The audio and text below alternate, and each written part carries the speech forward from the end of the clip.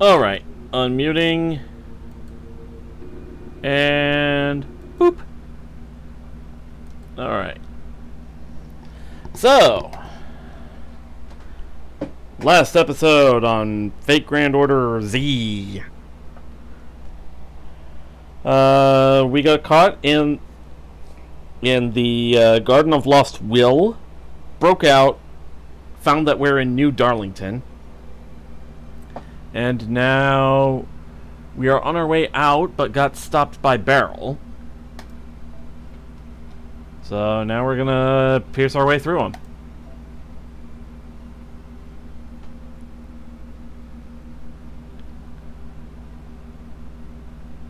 Stop! Go back to the staircase!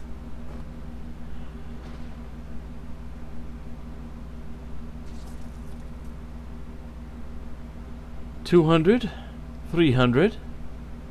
Oh my! I can't even count them all. This must be where he was keeping all the humans he was experimenting on.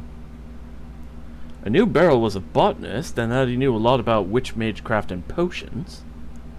But I had no idea he could also abuse curses like this. Those British witches really are bad news, aren't they? There's no way we can get past all of them unharmed. Get too close and they'll come after you begging for help. Touch them and be poisoned, kill them and get cursed. Well, Mashy's immune to poison, so that probably wouldn't work on her. The real cruelty of it, though, is how it's meant to make you kill helpless innocents. Even if it is just a malicious prank taken too far. It'll hurt Mashy and Silver Shinobi the most. Scumbag or not, though, I'm still their senpai. I'll just have to handle this for them.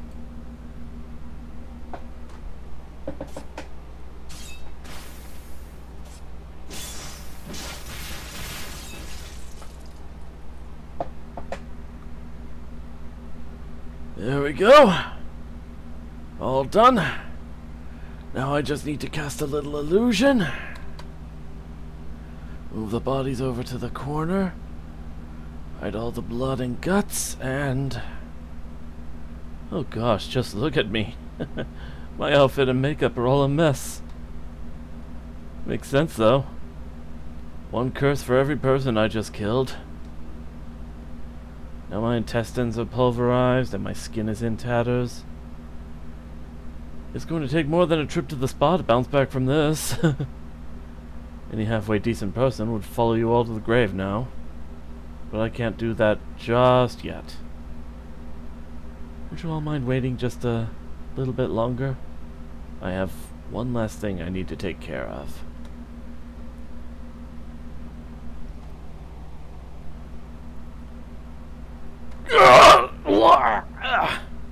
What the shit? What is wrong with this head of the Fang Clan body? How the hell is this Morse curse even working on it? That's a little something from me, darling. I mixed in a little extra retaliating curse of my own to sweeten the deal, so to speak. A retaliating curse? You son of a... is that any way to fight like a man? Please, stop, Beryl. It really hurts to laugh right now. This is no time to be laughing, Pepe. We need to treat you right away. Thank you, Mashy, but don't you worry about that. Silver Shinobi, you know what you have to do. Let's do this, Mash. Right. Preparing to take out hostile Black Wolf at full power.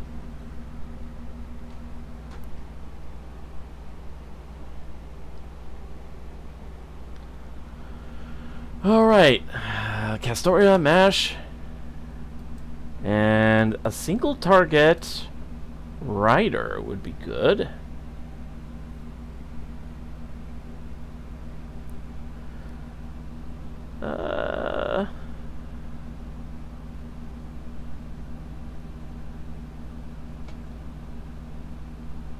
You know what? I haven't used her in a while. Let's send out Waka.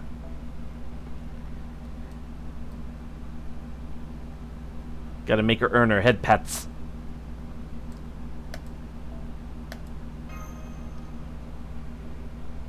Izawaka. And off we go.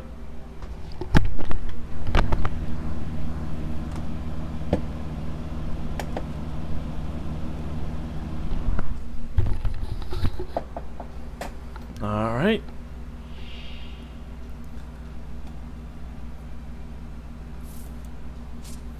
Moore's illness, loses HP at the end of the turn. Okay.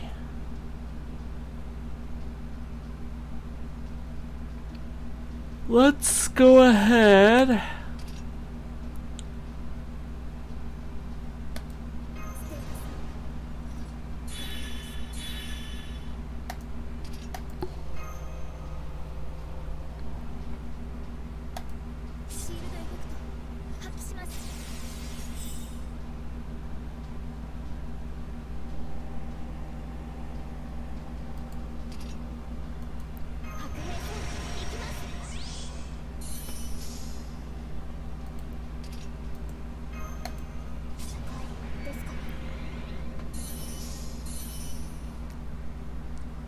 Alright, let's see.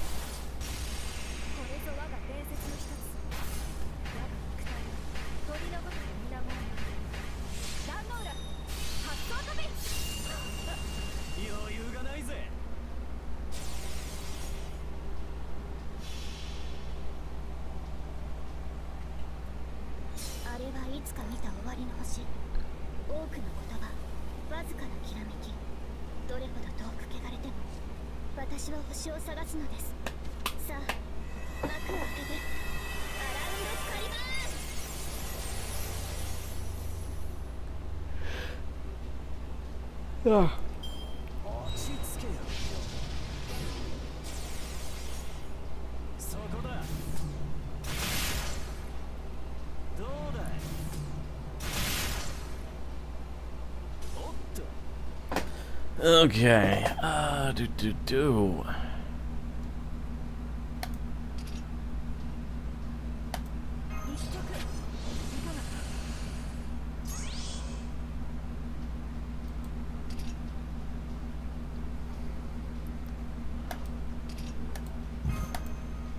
Let's do that.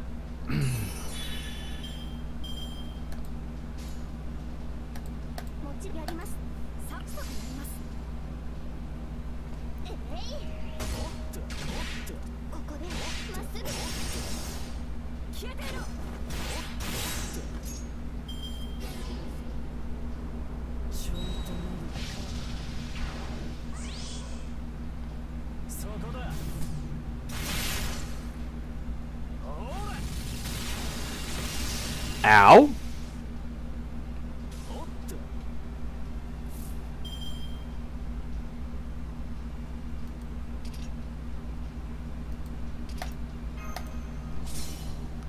Let's fix that a little, shall we? Okay, honorable wall of snowflakes. And boop, boop, boop.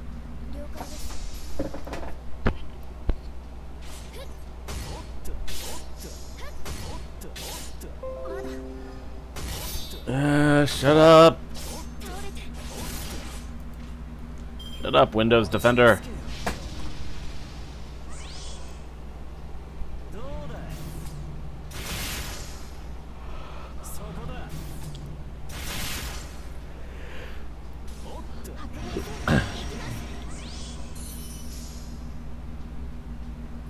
Let's see.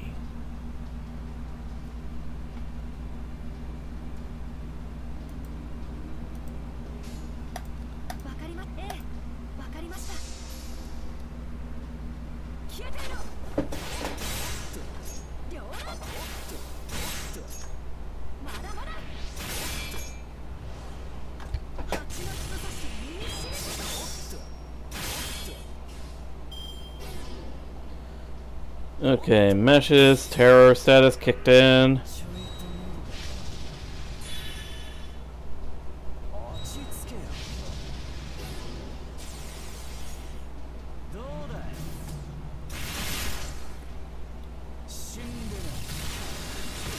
Ow.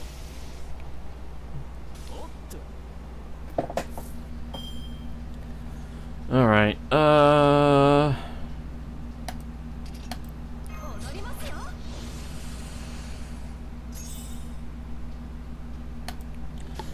let's see about,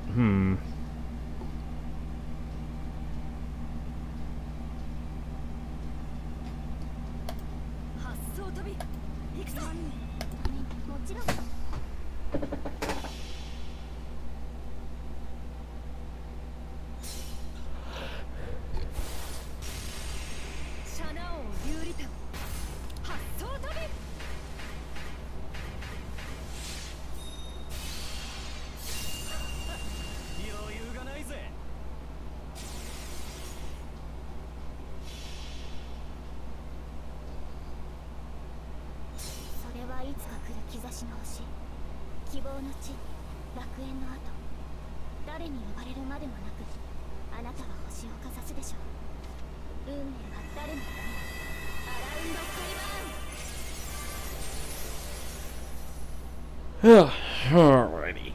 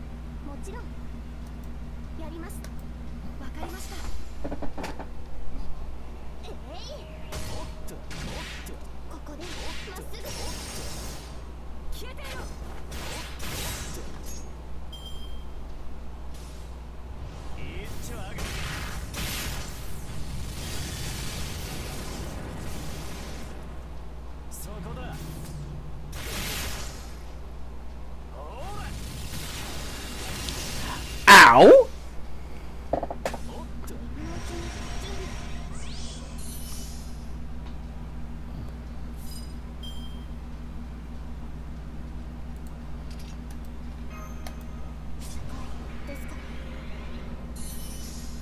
Alright. This should finish him off.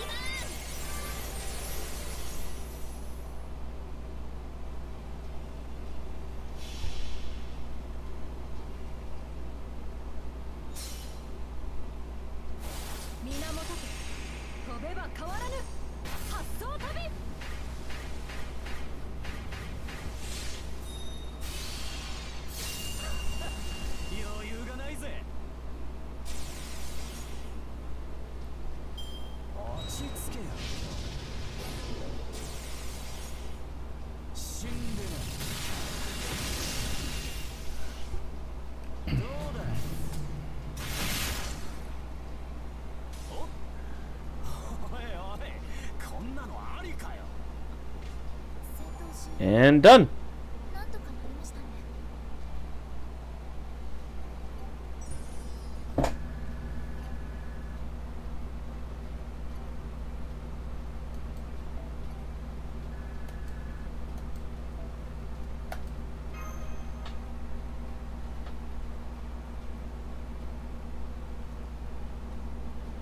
Ugh!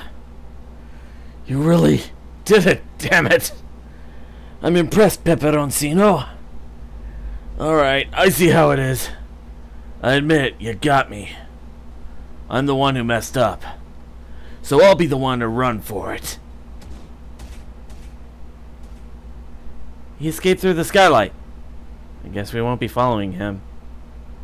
Not that it matters now. Pepe! Pepe! Oh? Was I sleepy? Silly me. I can't believe I missed your big fight scene. Still, at least I can tell from your faces that you won. Even though you both look like you're about to cry. Come now, cheer up. You're supposed to smile and high-five after you win a fight, not rain on your own parade. But we wouldn't be alive now if not for you. And we didn't even realize what you'd done for us. Huh? Whatever are you talking about? All I did was try to sneak attack Beryl and fail miserably. So of course things turned out this way. Besides, it's only right that I be the one to take responsibility for my actions, you know? Now go on. You need to get going already. This was just a detour, remember?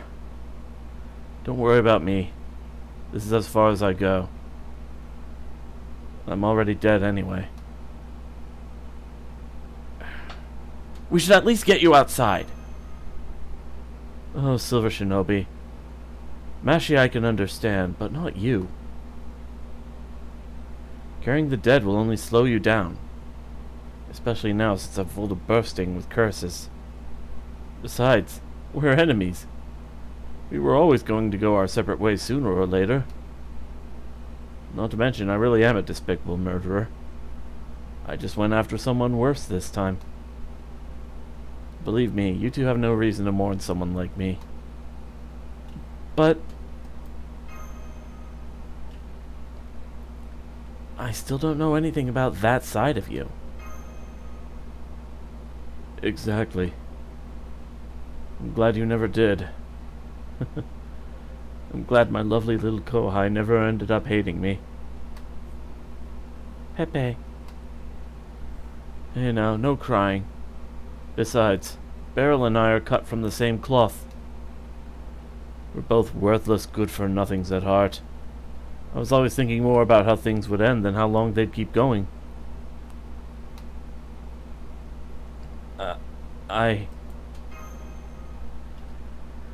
Do you know why people like me violate the law? It's not because we want to do bad things. We just want to get out of keeping on for keeping on's sake. The laws people make are meant to help them flourish longer and better, just like humanity itself. So after defying them, ignoring them, and breaking them, the bills finally come due. But you two aren't like that. You two want to keep on keeping on, right? Then that's exactly what you should do. You should keep running and running until you've gone so far people like me can't even see you anymore. You have to do at least that much if I'm going to die by myself. I'm too much of a coward otherwise. Go on now. Take Mashi and get out of here. You're her master, aren't you? Okay. Thanks, Pepe. It's been a blast. Why, thank you, darling. It's been a blast for me, too. Don't forget, now that you've come this far, you'd better save Britain. And Artoria.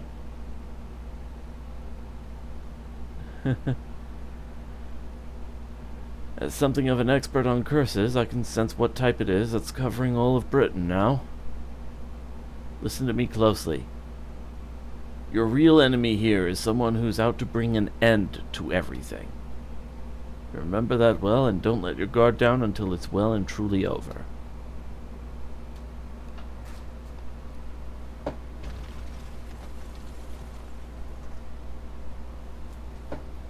Good.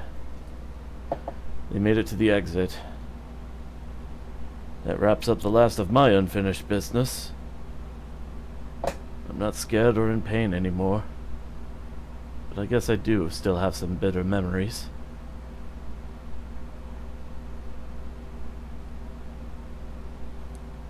I killed them. All of them. In the span of a few minutes, while the moon was hidden behind clouds. I killed all 400 members of my clan while they slept.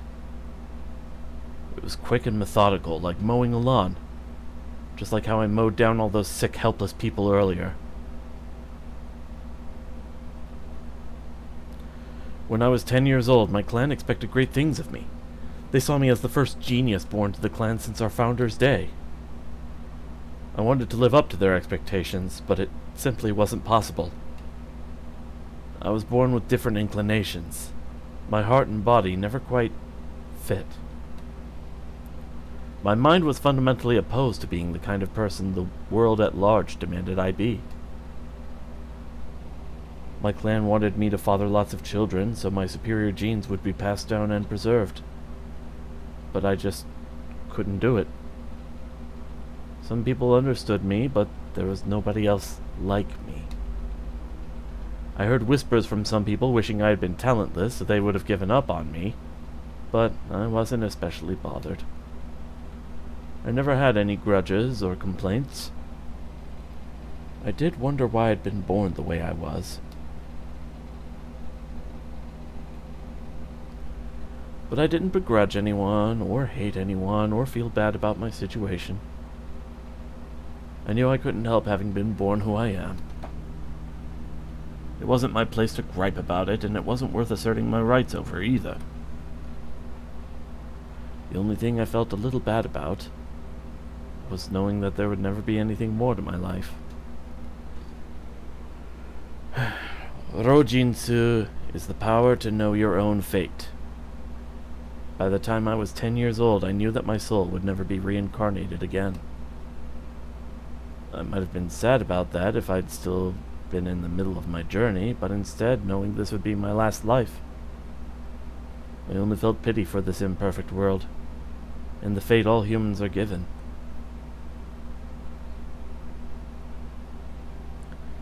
Fast forward 10 years, there was nothing left for me to learn on the mountain, so I decided to put it behind me.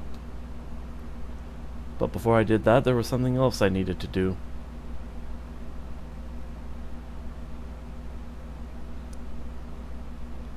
Right before they died, they all looked at me with such shock, as if to say, "Why are you doing this?" We'd all been through a lot together. We may have been irredeemable scum, but we were still practically family. And yes, I did love everyone in the Myorenji clan. But that child has no talent whatsoever. We should put him out of his misery now. Don't be ridiculous. He's still soft, that's all. Just put one of his eyes out and make him kill his little brother. That'll make him awaken to his true talent. Good point. Better to bet on one making it than getting rid of both of them. Exactly.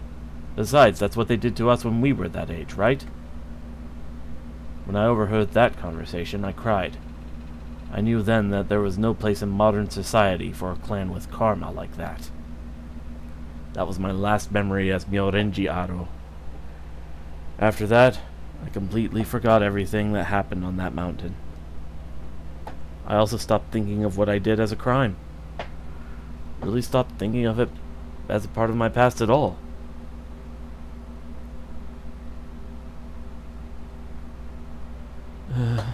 I swear, I really am scum.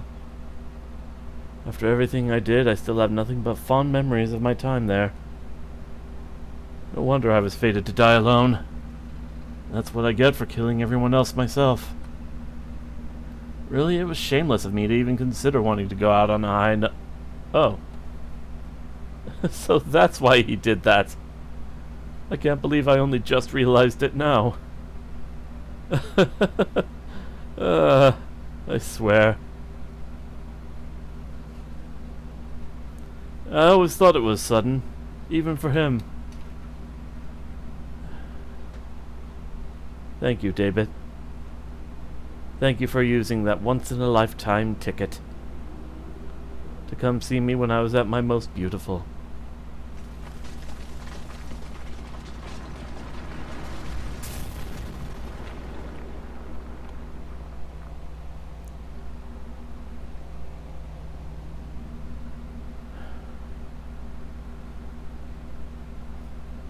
He was a good man.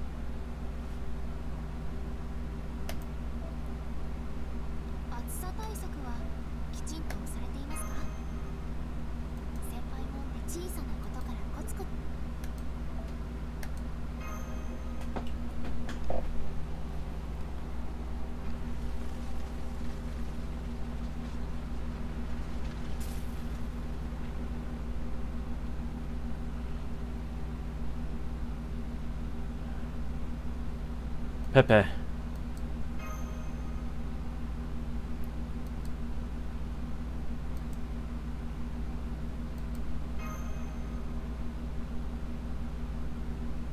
I didn't know the Count for very long, but I could tell he'd killed a lot of people just like he said.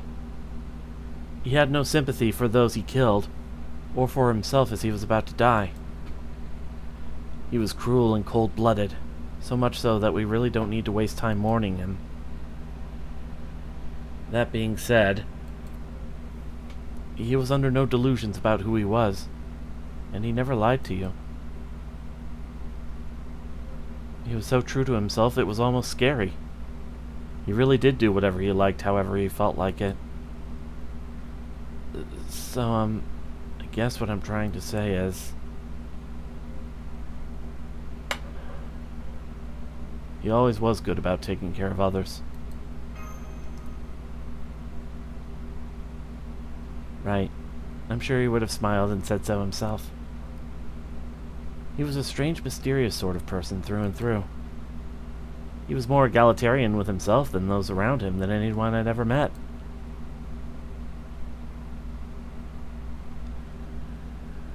Okay. Let's go.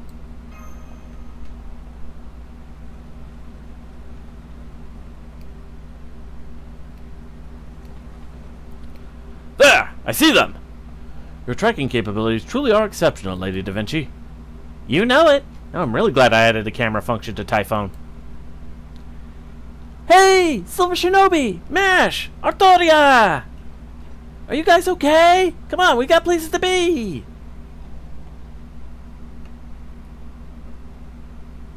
I see. So Pepe's...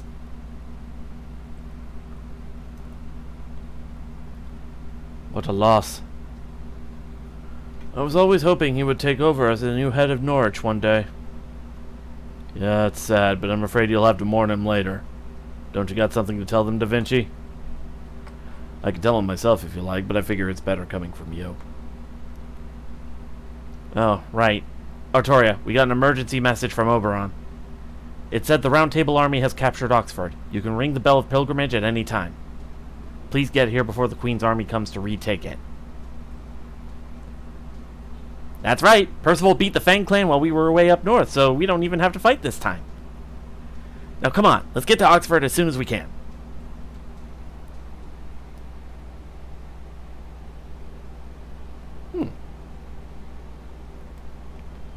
Well, that's some good news at least.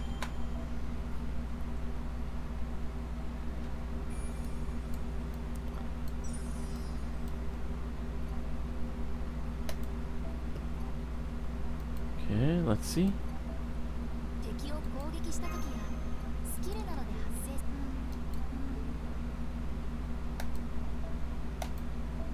The final night.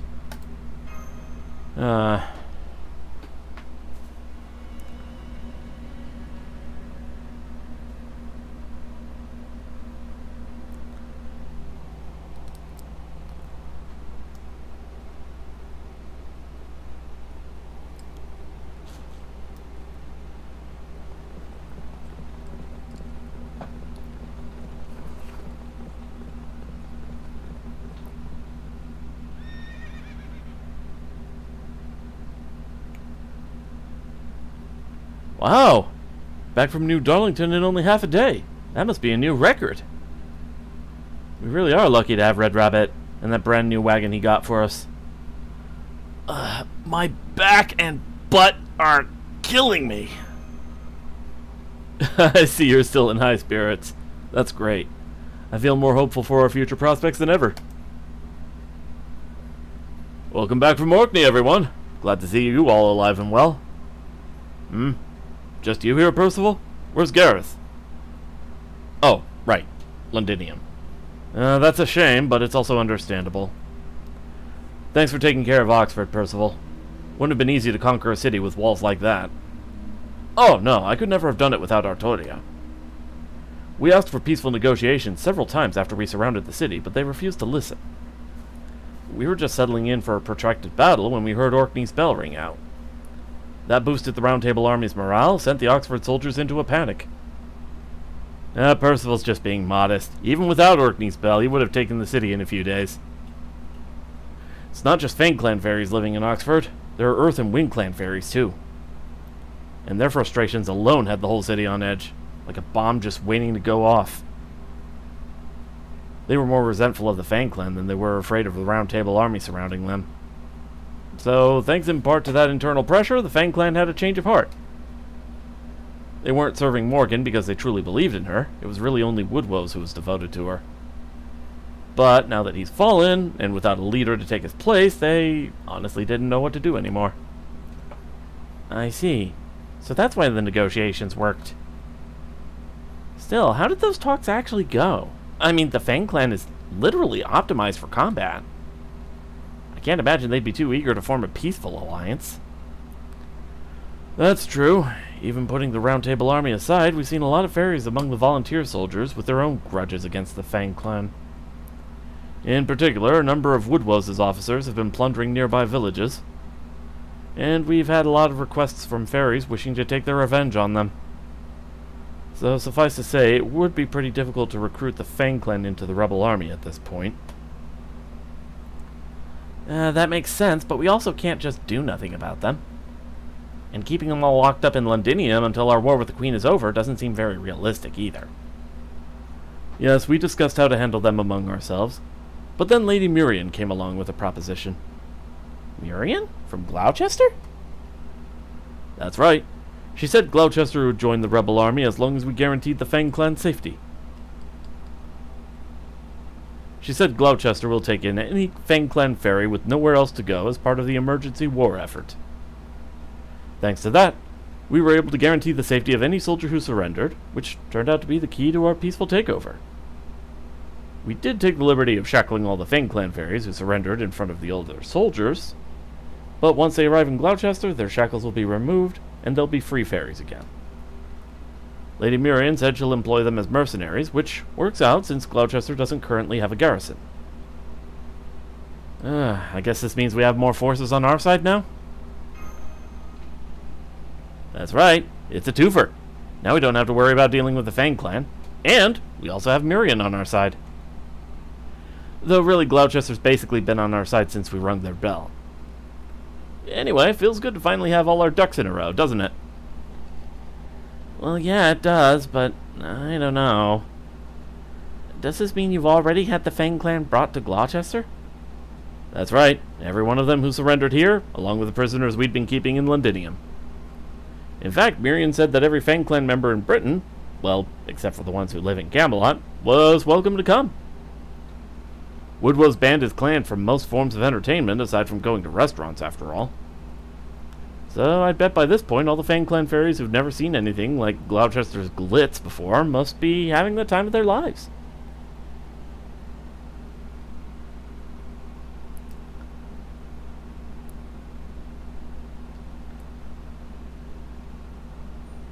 Are you okay, Lady Miriam? You look a bit pale, and you don't seem quite yourself. Perhaps you should lie down for a while? If you like, I'd be happy to show the Fang Clan fairies to their quarters myself. Don't be ridiculous, Koyanskaya. I've never felt better in my life. I've been waiting so long for this moment, and it's finally here. I've been preparing for so long that I would be ready when it came. I haven't felt this light on my feet since my last visit to the library. Oh, while we're at it, Would you like to take a look? I'm especially proud of this one.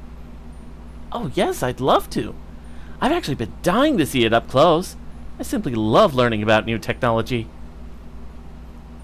Oh ho. So that works like that. This fits into this.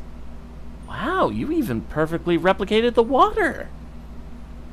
And as for the buildings, oh my, just look at all this detail. And I see you even have double beds. Well, does it meet your standards? Does it? Why, I'm downright jealous. I can scarcely tear my eyes away from the sheer quality.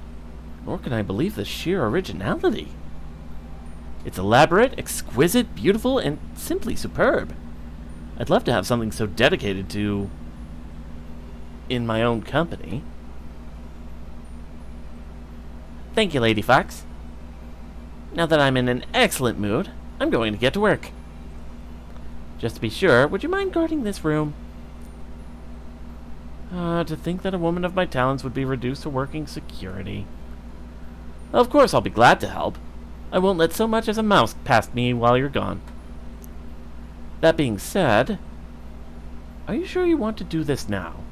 You said yourself you could do it any time. I'm surprised to hear that from you, Koyanskaya. When you get a chance, you take it immediately, right? I do understand how Lady Miriam feels, at least to a degree. But I also know that while it's normal for fools to do foolish things, wise people doing foolish things always leads them to ruin. I do hope you know that as well, Lady Miriam.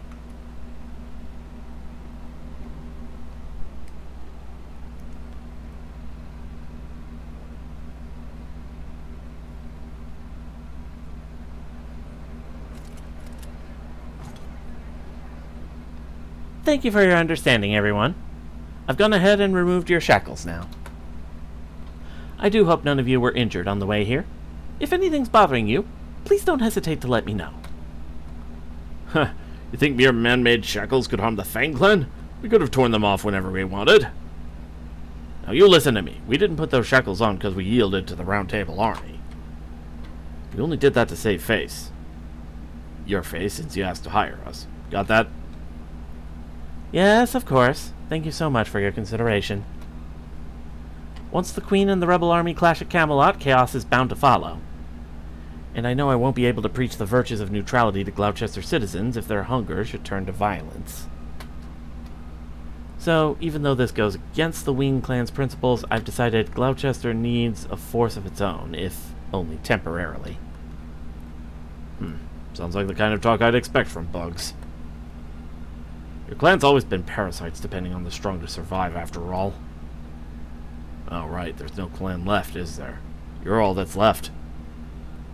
And yet you're still clinging to your clan's pride, huh? What a greedy little bug you are. If you ask me, the only thing bugs like you are good for is being scraped off of our heels. I see Bagon's running his mouth again. Well, he is our de facto leader now that Lord Woodwose is gone. Hey, you all agree, right? The so-called Wing Clan doesn't even count as one of the 6 clans anymore, does it?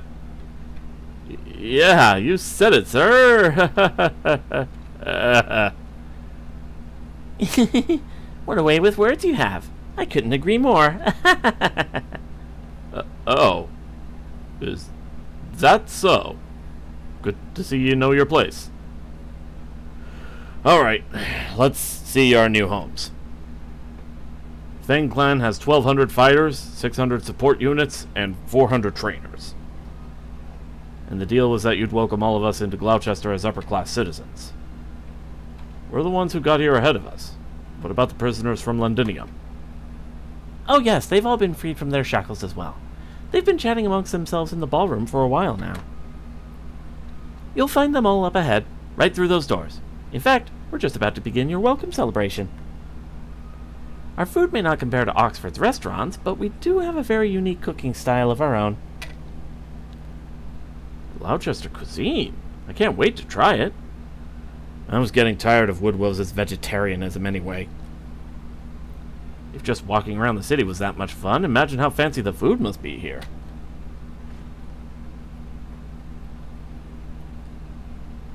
I don't like that little gremlin look on her face she just had. Wow. It's beautiful. I've never even seen such wonderful scenery inside a city before. Gloucester really is amazing. It's far better than a damn insect deserves. It won't be Murian's much longer. Not now that she's invited us here. Only the Fang clan can exterminate Moors, and our strength will be that much more valuable when the war heats up. Humans can have Oxford if they want it. We'll be taking Gloucester for ourselves soon enough. What a short-sighted fool Murian is. She thinks she's keeping us safe when she's actually the other way around. Soon she'll see just how strong we are. What a shock it'll be for her to realize she has no choice but to depend on us.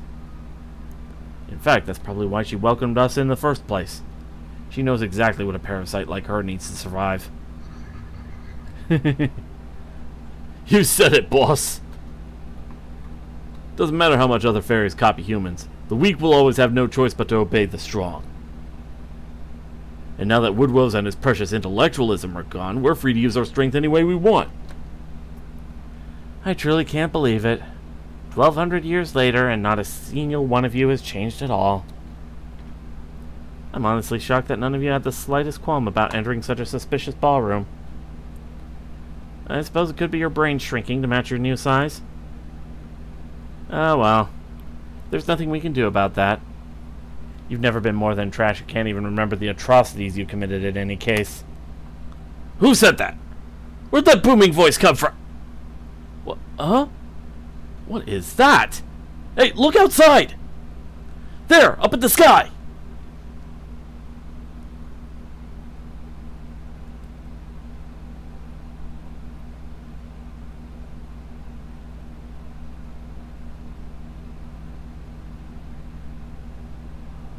Oh! He big! So, you finally noticed me. I've been watching you all this time, you know. Good evening, members of the Fang clan. Welcome to my game board. We won't have any interruptions tonight, so I do hope you can keep me entertained.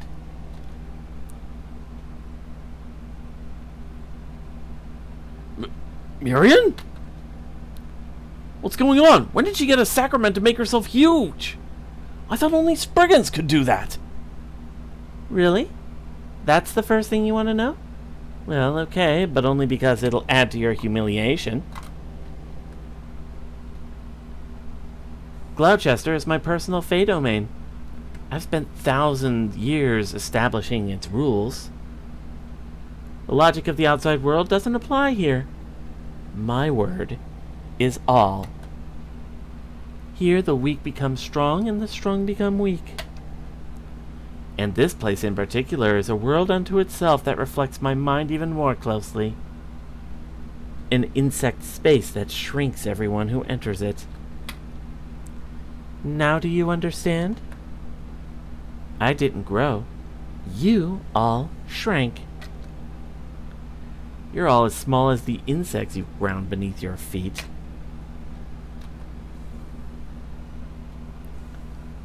Murian! How dare you look down on us! Cut this crap out now and turn us back to normal! A mere insect like you will never be able to survive without our help. Oh my. The Fang clan's third best fighter indeed. It's almost mesmerizing how bold and brazen you are. But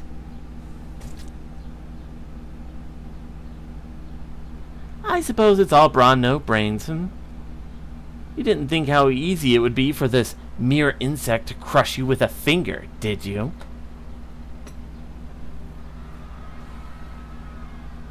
Bagon's dead? The strongest warrior in the clan aside from Lord Woodrose?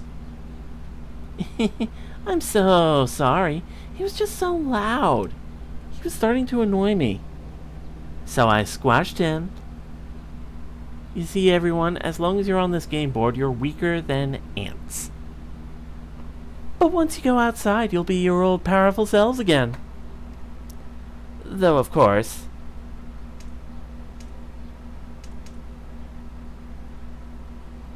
The only way for you to get outside is to kill me.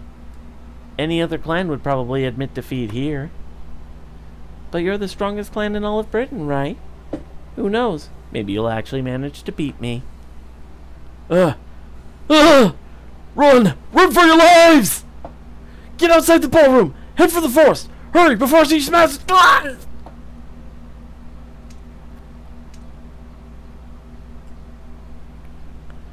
How truly glorious. They don't even have time to scream before I squish them. I must admit, you're all dumber than I could have imagined. Have you really not grasped that there is no outside here? Try to run to the woods and I'll flatten you with a wave of my hand. Try to run to the lake, I'll churn the water and drown you. Even if you somehow manage to make it to the moon, I'd just eat the whole moon. And you with it. No matter how many times you die, your next generations will only wake up inside this miniature garden. And I'm going to keep exterminating all of you until your souls are so worn out that no new generations are born. The best thing you could do for yourselves now is plead for mercy. If you're lucky, I might even consider sparing your lives.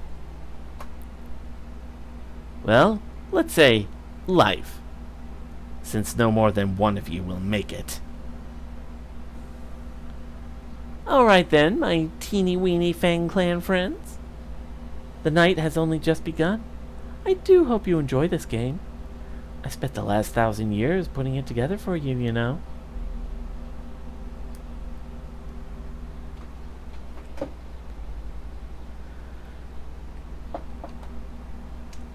Take that! And that! And that! You can't hide from me. Not in the woods, not anywhere. Die, die, die! I want to see you running in panic, wailing for someone to save you before I grind you to paste.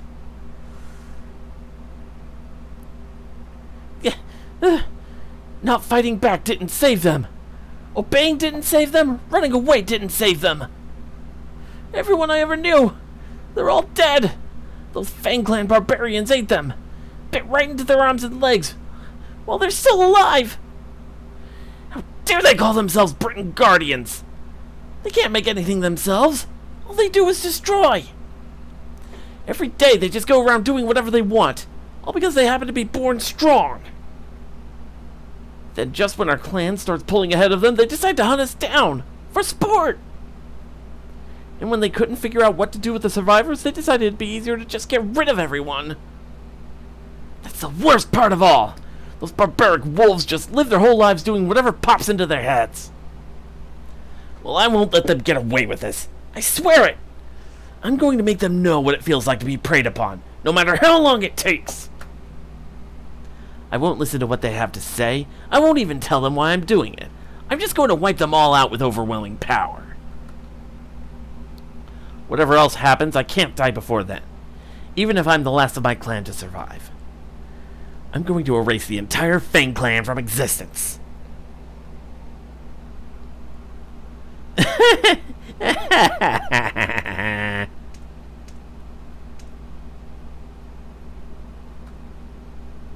Whether Morgan or the Child of Prophecy wins, Britain will stick around. But things will be very different for it with the Fang Clan gone. You know what you're doing is foolish, but you still couldn't stop yourself. It's such a shame, Miriam. To think not even a creature as wise and righteous as you could escape the hatred in your past. You're acting no better than a human, and that's not what I look for in my clients.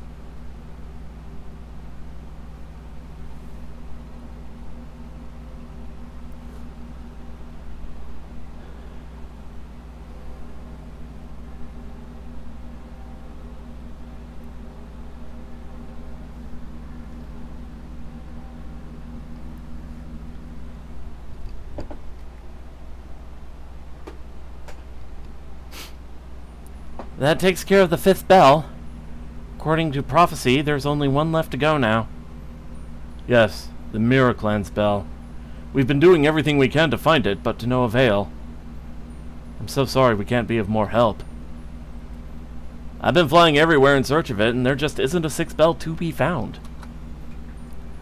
Can't say I'm not nervous about this, but I think we need to give up on the 6 bell. Besides, we saw in Norwich that Einzel's prophecy isn't perfect, right? So now that Artoria has enough magical energy to cover the entire Round Table army, and with Noknariab's forces on our side, we should be a good match for the Queen's army. That's true.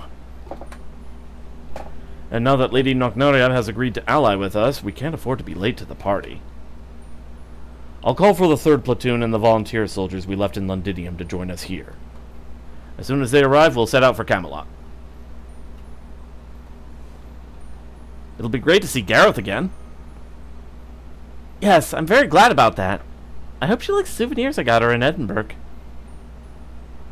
By the way, I know it's kind of late to ask this now, but what are the Bells of Pilgrimage anyway? I can tell they're special since the clan heads all protect them, but that's it. Their tolling carries all across Britain. Artoria gets more full of herself every time she rings one. Bells like that are usually just meant to mark the time, right? How do they figure into a pilgrimage? It really is pretty late in the game to be asking that, Muramasa. Even so, I've been wondering the same thing. Putting aside the fact that in proper human history, bells were used to keep fairies away. I also wonder why Einzel used the word pilgrimage when this Britain has nothing in the way of gods. For that matter, not a single fairy we've met has even known how long the bells have existed. And I'm sure Morgan probably does, but... Can I say something? The bells of pilgrimage are the transformed bodies of the dead clan leaders. They signify obedience to the Fairy of Paradise and their support of her mission to free Britain. Their ring is a song of apology. It shows that the 6 clans of that time have decided to forego being the descendants of Ares and they're sent to become fairies of the earth. At least, that's what I was told.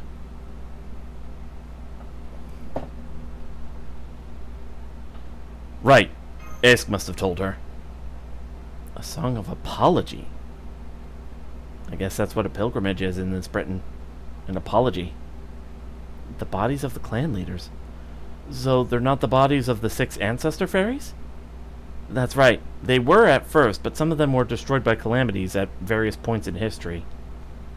When that happens, either the current clan leader becomes a replacement bell, or the last... Percival! Where's Gareth? What is she doing right now? Gareth? She's in Londinium watching over the You know what? Let's have Kenwood, the captain of our recon team, check on her. We're already preparing a message for Londinium anyway. Commander Percival, we just received an emergency message. There's a fire burning in the south. A big one. A fire? Oh no. It's Londinium! The Queen's army is attacking Londinium!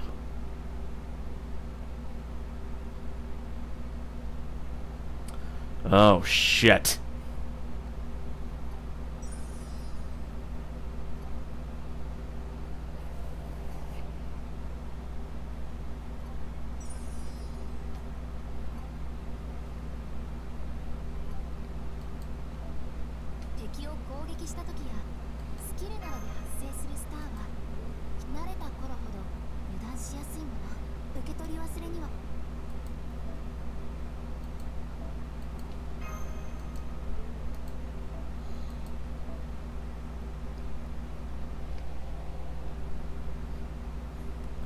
That takes care of this morning's patrol. No sign of any enemies nearby. Looks like today's going to be another peaceful day in Londinium. They said the battle at Oxford concluded with peaceful negotiations too. I wonder if the Round Table Army's having a fancy breakfast at one of the restaurants there now. I'd love to see what they're eating. Huh? What's that sound? Is there something going on inside the cast? Huh? Why are they all fighting each other? There she is! It's the fairy who was with the Child of Prophecy! Just her? Great! Let's kill her now! She's just another filthy member of the Round Table Army anyway. I don't get it. What's going on? Why are Rebel Army soldiers attacking Londinium?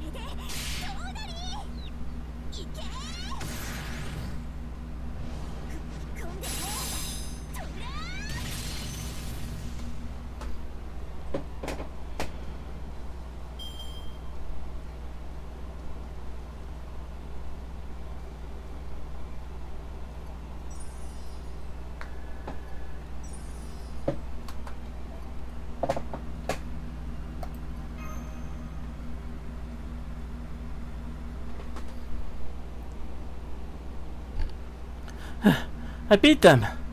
I had to kill them, but... The castle! Londinium is under attack! I can worry about the rest later. Hurry, Gareth! Why are you doing this? I thought we were comrades. Us? Your comrades? Ridiculous. This piss-poor excuse for an army must be as soft in the head as their equipment is shabby. This so-called third platoon of theirs are all just paramedics. They're no match for us in our combat training. Go on, men. Kill every last person in Londinium. Women and children, too. Damaged goods like this are rabble that have no place in our Britain.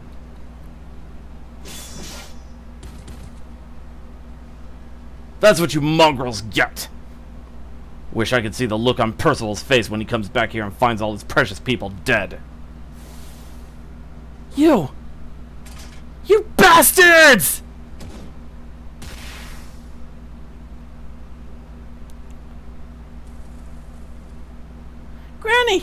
Granny! Sam, Granny's not. She's not. Shh, be quiet and hide here, Samaria. Help will be here soon. Nan! Damn it! It's all because she shielded Samaria.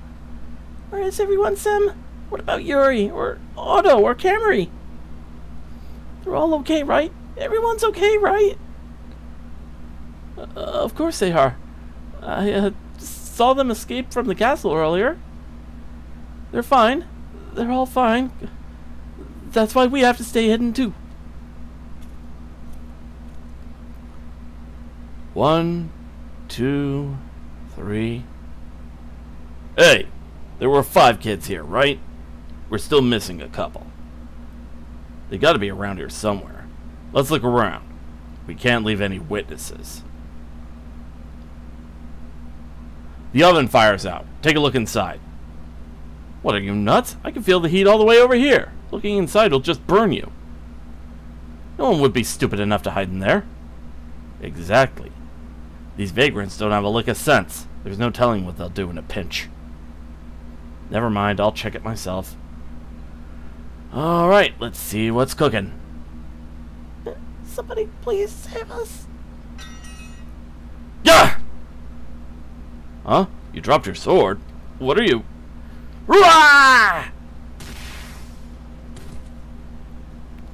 Sam, Samaria, are you okay? If you're alive, answer me. It's Gareth. Samaria, we're saved. Gareth's here now. Really? Oh, you're right. It's Miss Knight. Did you beat those guys all by yourself? That's amazing! Thank goodness. I'm so glad you two are all right. No, they're not all right at all. I have to treat those horrible burns soon before... Come on, let's get you out. No, we can't leave through the gate now. Let's go to the command room. It's safe there, and it's got salves, too. Percival and the others will get here in no time. We'll just hole up in there until they arrive. Yeah, okay, thanks, Gareth. Come on, Samaria, don't get in Gareth's way now. I won't. I'm just glad everyone else is okay. Come on, we need to run. Stay close to me.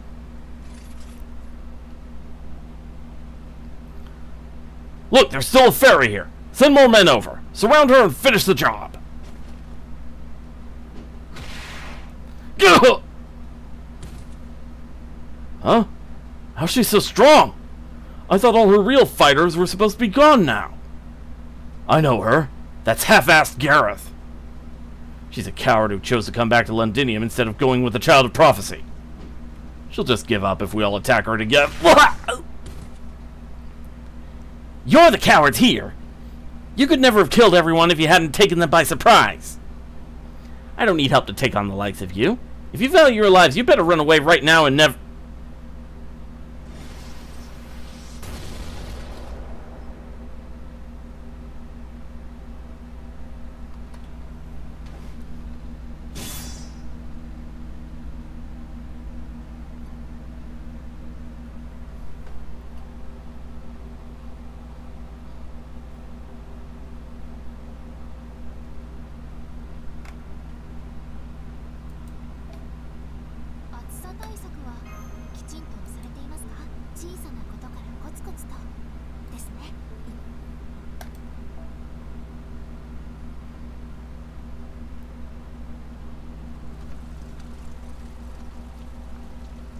Kill them all! Death is more than they deserve for refusing Her Majesty's mercy. Humans and fairies living in harmony? What a joke. That's just the drivel I'd expect from slaves raised like livestock. I see you're just about done. Woodwose may have failed to breach Londinium from without, but it was clearly all too fragile from within. It's fitting that these fools met their end by being too quick to trust other humans. Failures like them have no need for a hometown. Burn it to the ground. With Londinium gone, the Round Table army will have nowhere to go, and the Child of Prophecy's reputation will suffer. Be especially thorough with the command room. Maybe that will finally teach Percival a lesson.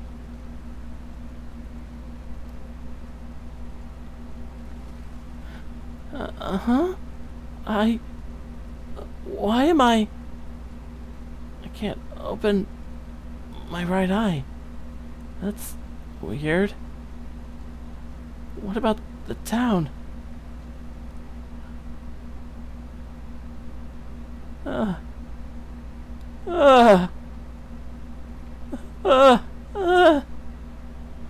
again. How many times do I have to see terrible things like this before? Huh? I've seen this before? And more than once?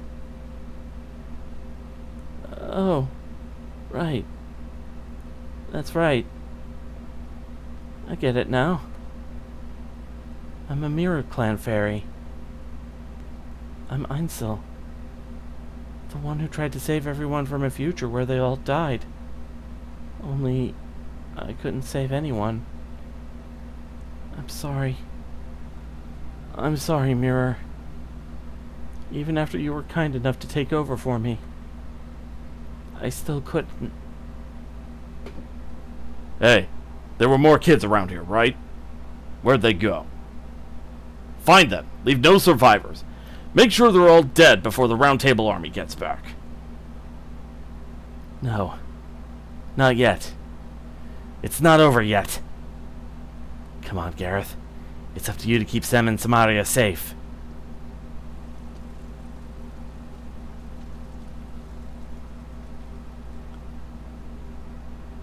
You know, Mirror, despite everything, I'm glad I was reborn into a new generation. The days I spent in Londinium were perfect. a dream come true. Everyone helped each other, accepted each other, trusted themselves to each other. They cared for themselves and they cared for the people around them. And you know what Silver Shinobi said about that? He said that was perfectly natural. So our Britain was sure to end up like that too. I wonder if we'll have that sort of world someday. Will there ever be fairies with a bright future like that? I really liked watching Silver Shinobi. There's so much happiness in his world. And it sounds like there are no cruel futures there where things inevitably come to an end, no matter what you do. I'm so jealous. We never had anything like that. If nothing else, I at least knew what I needed to protect. That I had to guide the Child of Prophecy. But I didn't want to lose anything else in the process. I didn't want the rest of my clan to die. That's just who I was. Gareth the Obstinate. Ainsel the Stubborn. I could always see what fate the future held. Why couldn't I just accept it? Huh? Why? I know exactly why.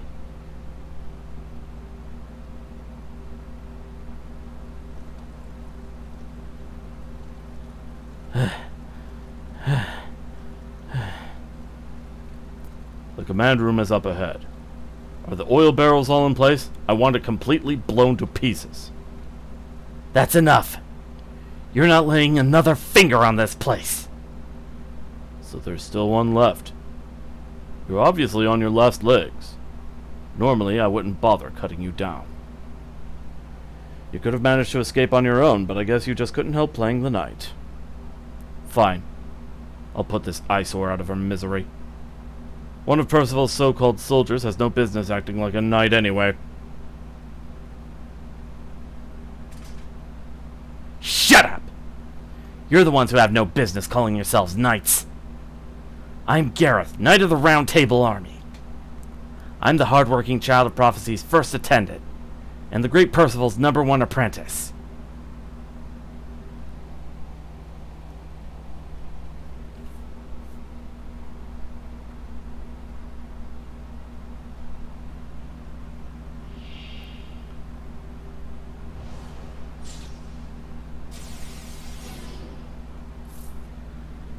Alright.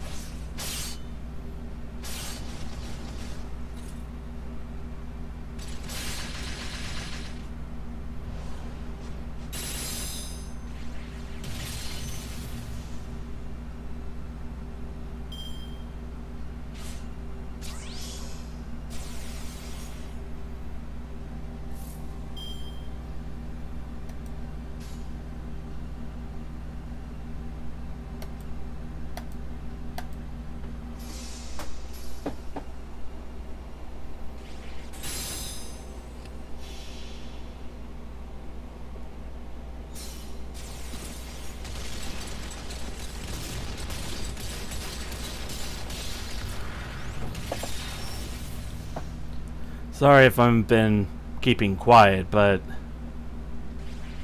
this is a pretty powerful moment. Kind of reminds me of that Galeth's Last Stand scene in Final Fantasy V.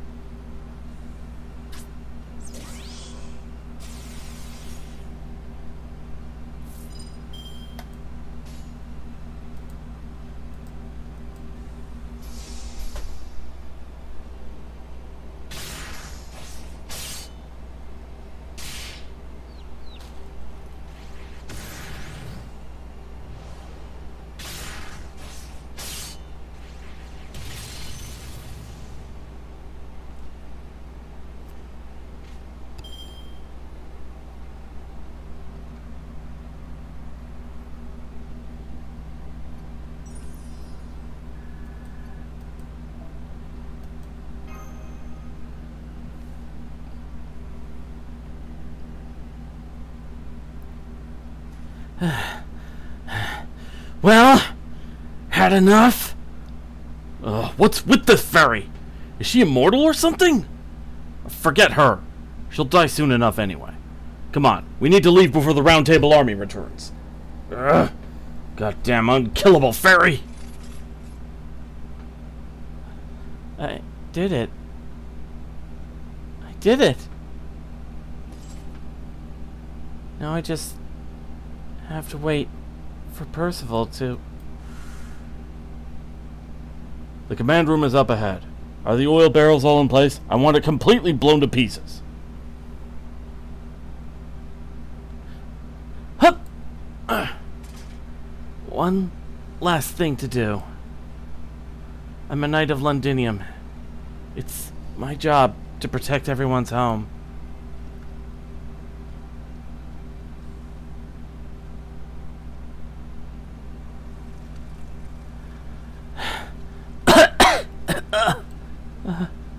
They really did plant a bomb here. What were they thinking? This must be the fuse. Oh, but it'll still blow if the fire reaches it.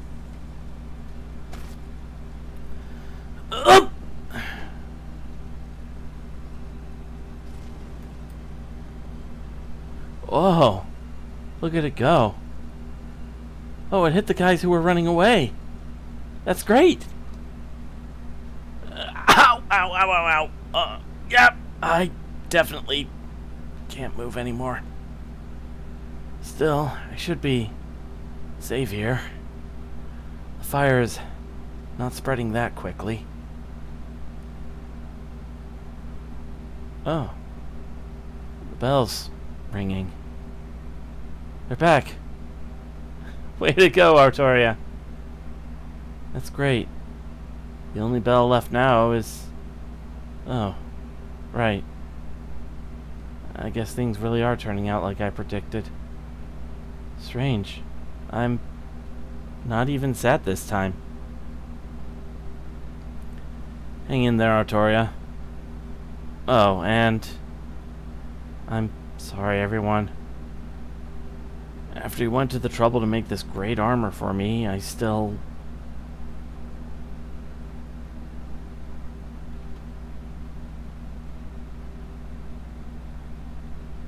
What are you apologizing for? We're all so grateful.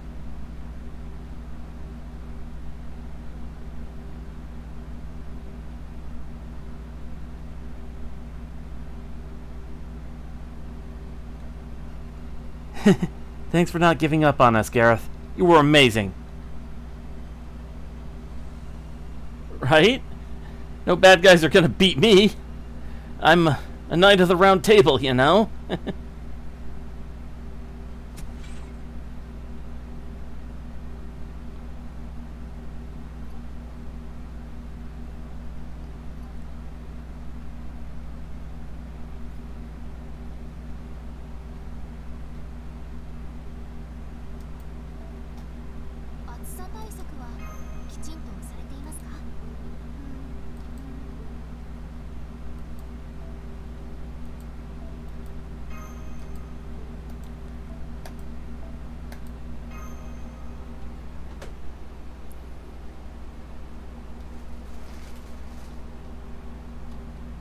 That evening.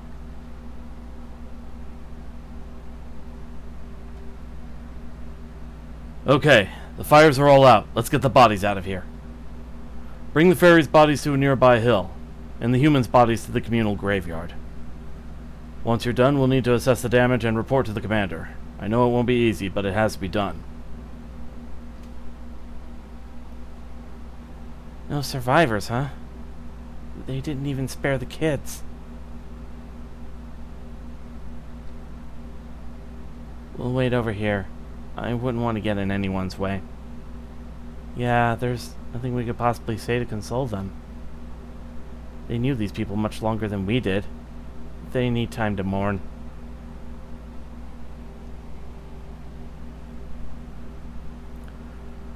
Artoria's up above. She just carried Gareth's body up to the bell tower. You know, I'd forgotten there was a belfry in Londinium, too. It's almost like she knew things were going to turn out this way.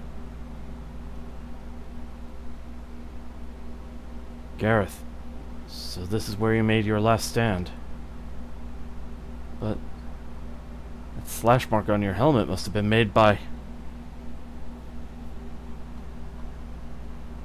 Oh, I'm sorry, Silver Shinobi. I didn't see you there.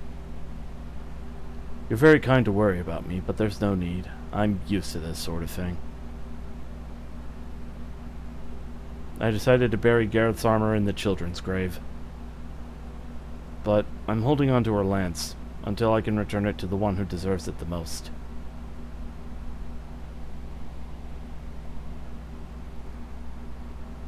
You held out on your own for so long, but... I knew it. I just can't do this, Gareth. I can tell why Londinium was attacked. I'm not like you. I can't see the good in this world. I can't see anything worth Oh, you're here too, Silver Shinobi? Did you come to cheer me up or something? Thank you, but you don't need to worry about me. I was prepared for this. Still, I think I would like to ring the bell alone. I'd rather no one else see me like this, if you don't mind.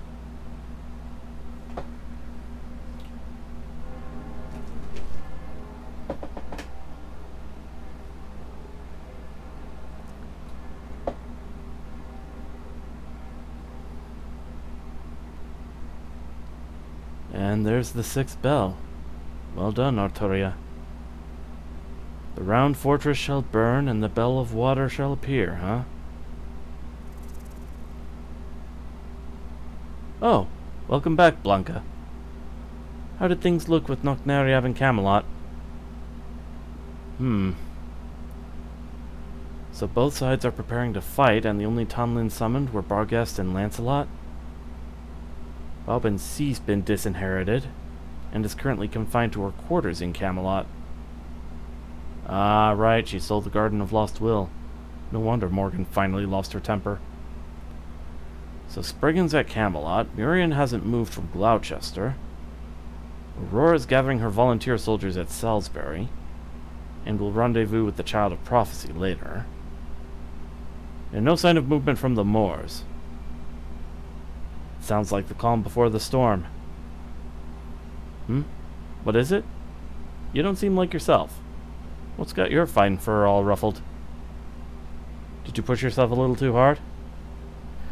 Why don't you take a break then? You deserve it.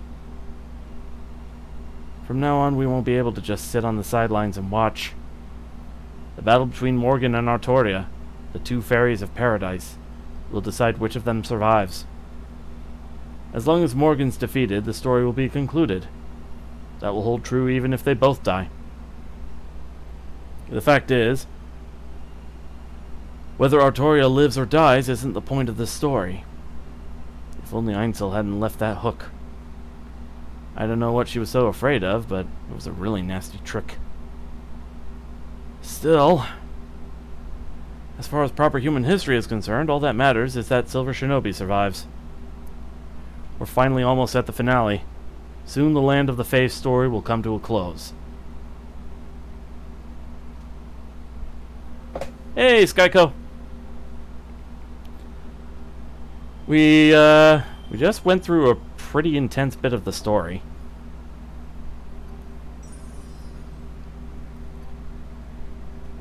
Alright.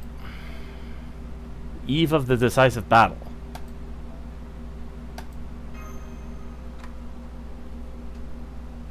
Intense? Yeah, a lot of big plot happened.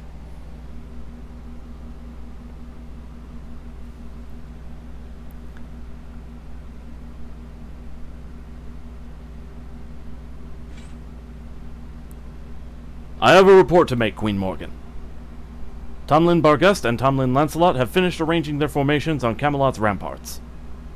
Lady Aurora of the Wind Clan has assembled an army and departed from Salisbury. They should arrive at Camelot's west gate tomorrow. Lord Spriggan of the Earth Clan is already here, along with his private company of soldiers. Lady Mirian of the Wing Clan has sided with the Child of Prophecy and refused your summons.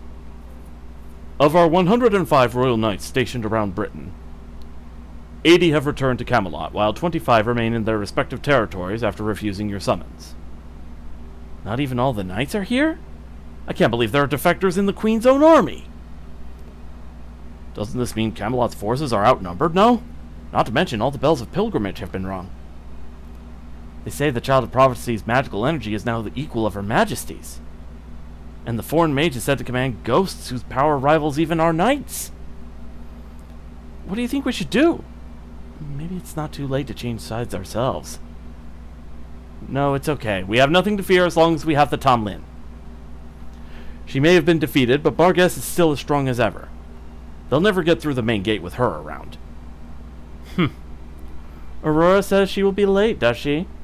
Precisely the sort of trickery I expect from her. Tell Barghest she needn't bother opening the west gate. But, Your Majesty, that would mean... Do not make me repeat myself. Your Majesty, what would you have us do with the knights who refused your summons? If you'd like to have them branded traitors, we'd be happy to go and confiscate their territories. That will not be necessary. I have already disposed of those who refused my summons personally. The very act of weighing me against the Child of Prophecy is itself blasphemy, and punishable by death. She killed knights all across the land in a single night? How? They may not compare to the Tomlin, but a single one of the Queen's knights is still the equal of 1,000 ordinary soldiers. And she killed 25 of them all by herself? Silence, you dithering idiots! I did not summon my knights here because I require their aid. I merely offered them a chance to demonstrate their loyalty. Camelot will never fall, no matter what the rebel army may attempt. In my estimation, they are no greater a threat than the 8th Calamity. I can handle them alone, easily. And the Child of Prophecy is a fool for thinking she could match me merely by ringing the bells of pilgrimage. How many times does she think I have completed the very same pilgrimage? One such journey does not give her power enough to match even my little finger. What was that? Did Her Majesty just admit to undergoing the pilgrimage herself? Does that mean the rumors are true? Is High Queen Morgan actually a fairy of paradise? Your Majesty, please forgive my interruption. We have just received a call from Lady Knockneriab of the King Clan's mirror. Shall I answer it? Yes. Bring me the mirror. At once, Your Majesty. Spatial mirror, to me. Good day, Queen Morgan. It is I, Knockneriab, descendant of the Northern Fairies. First, I must offer an apology in regards to your recent request. I'm afraid I was unable to dispose of the Child of Prophecy as you instructed me. Following a fair and honorable duel, the Child of Prophecy and I have become close friends. I do hope you can forgive me for failing to do as you commanded. Not that I expect a frigid bitch like you ever thought I would to begin with, since you don't trust anyone.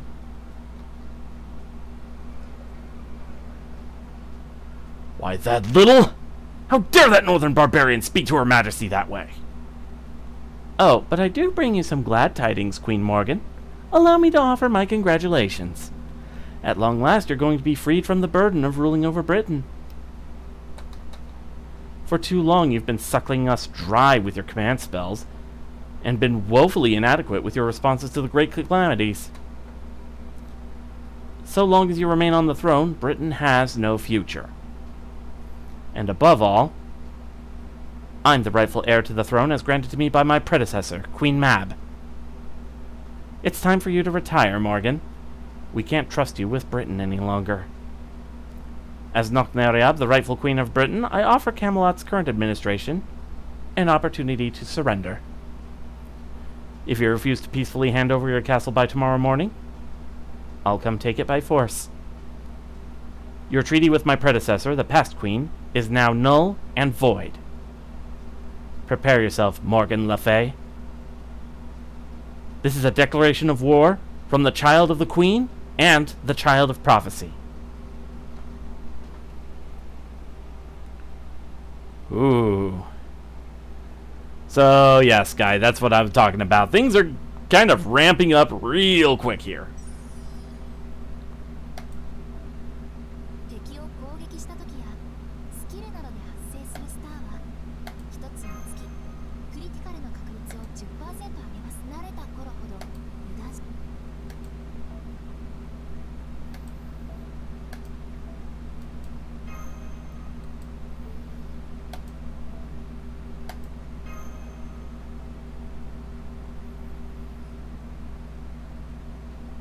One and a half days after the attack on Londinium. The evening of the 44th day in Britain.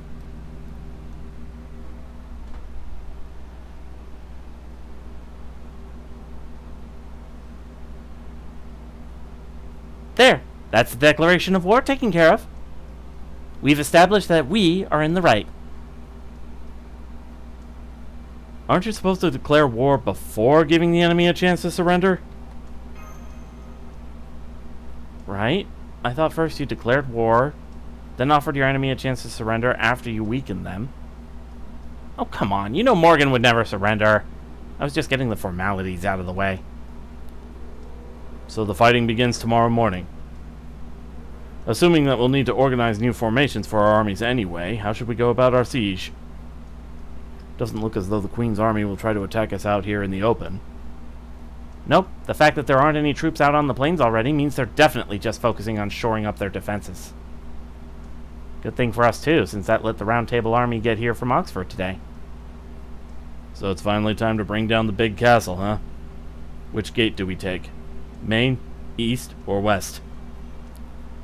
Just the main gate. That's what Knockneriab put together her giant corps for.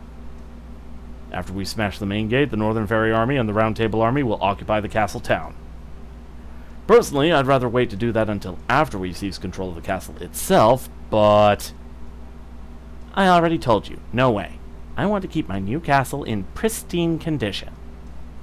Especially the throne. Even if we succeed at defeating Morgan, it won't mean anything if we destroy the throne in the process. Is there something special about that throne? No, not really. I just plan to get a lot of use out of it once it's mine.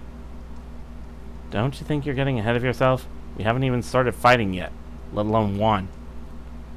I'd worry about yourself more than me, never mind the castle town. You guys are going to have the hardest time of all once you're inside the castle itself. Morgan is going to come straight for you and Silver Shinobi.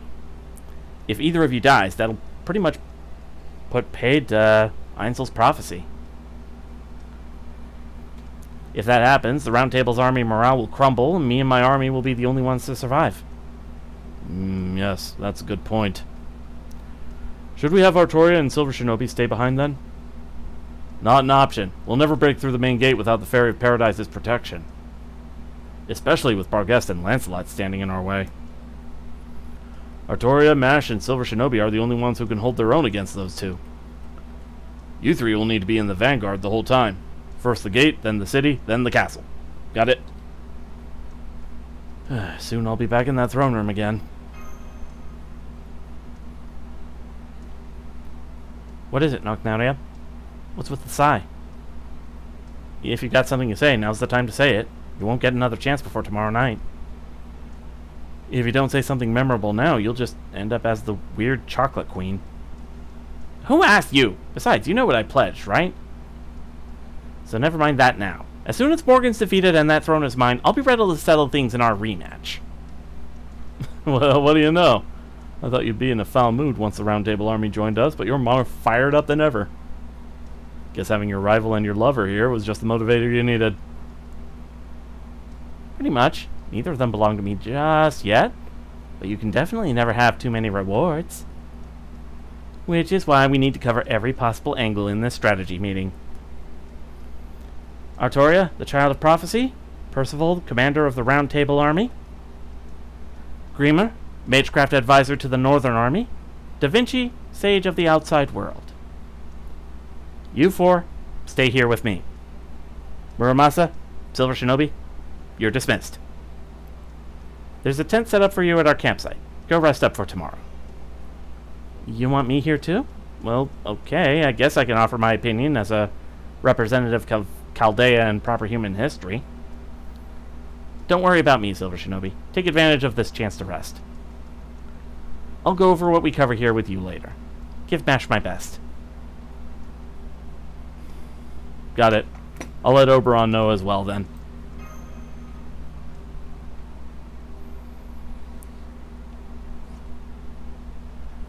Welcome back, Master. How did the strategy meeting with the Round Table Army and Northern Army go? Well, after Nocnaria went and declared war on Morgan. I see. So Nocnaria said this will be a battle between two opposing nations.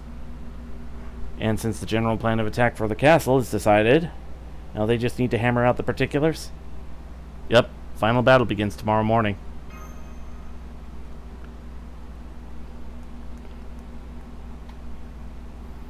Our goals are to obtain Rungominiad and to stop the British Lost Belt's collapse from engulfing the world. I know we need to defeat Queen Morgan to achieve both of those goals, but... Do you think you can fight her? If we could settle this peacefully, I'd do that in a heartbeat. But Queen Morgan has been ruling Britain the way she believes is right for 2,000 years. Words won't change her mind, especially since that's not how she wants to be persuaded. She'll only change her mind once she's been defeated by a power greater than her own. She said if you want to make your dreams come true, you need to prove you're strong enough to do so. That's Ask the Survivor as I knew her. She was always severe like that. So knowing Ask is actually making her more willing to fight in this case. What about you, Senpai? I know this battle will determine the future of Britain, but I also know it's been 44 days since we left the storm border, and we're approaching our deadline. We don't necessarily have to take part in this battle to complete our mission. We could always sneak into Camelot while the Round Table Army and the Queen's Army are fighting each other, and acquire a Rungominiad that way. If Holmes were here, he'd probably suggest we do just that. No. I'm going to fight. I already promised Artoria I'd help her. Right. Running away was never an option. We have a responsibility as humans from proper human history who have already overthrown many Lost Belts. And we have hope as the Child of Prophecy's companions who have been with her on her journey. If we're going to fight Queen Morgan for the future of this beautiful land, those are the two things we need to hold on to.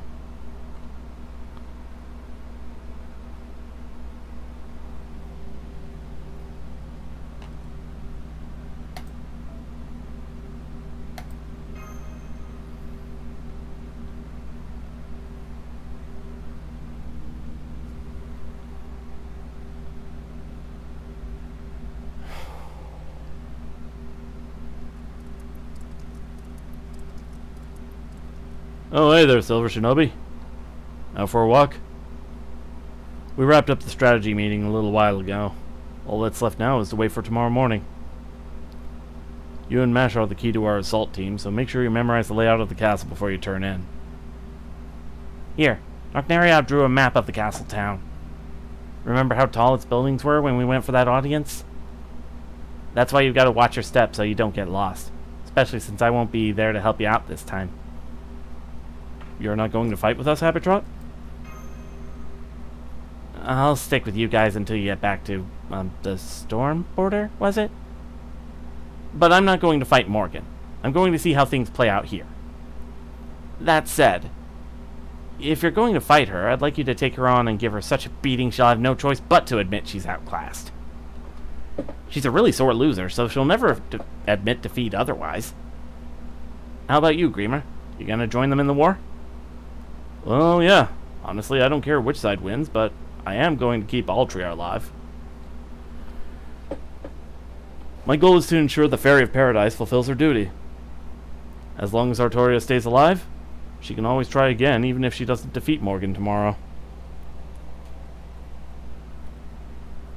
Hey, the prophecy said she'll be the true king, remember?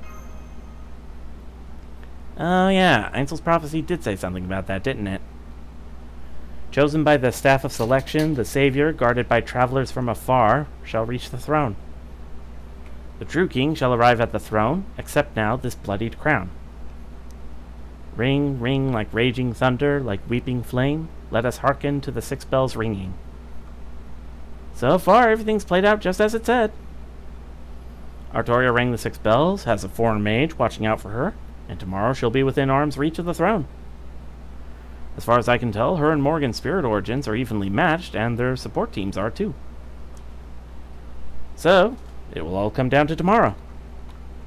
That said, I really don't like the image of a bloodied crown. It's got to be talking about Morgan's blood staining the crown after her defeat, right? Damn it, Einzel, couldn't you have chosen better imagery for the Child of Prophecy's victory? I mean, it probably also means that Morgan's been squeezing Britain hard for a long time now, but still.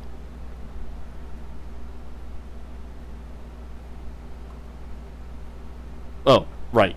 Silver Shinobi, could you give Percival a message for me?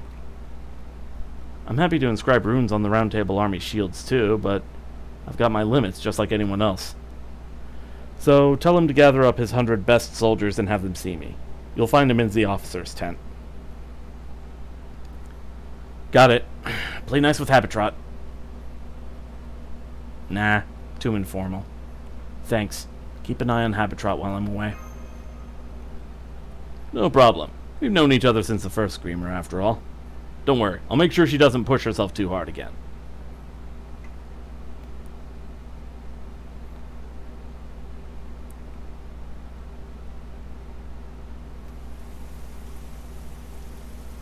There's one thing in this world that no one can do anything about.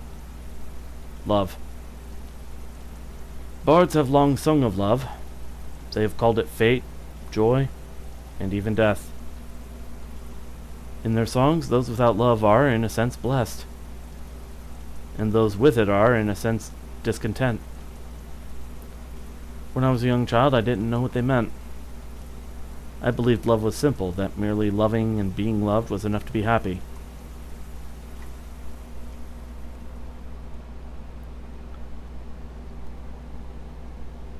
When I was brought from the ranch, I was taken to a dazzlingly beautiful city.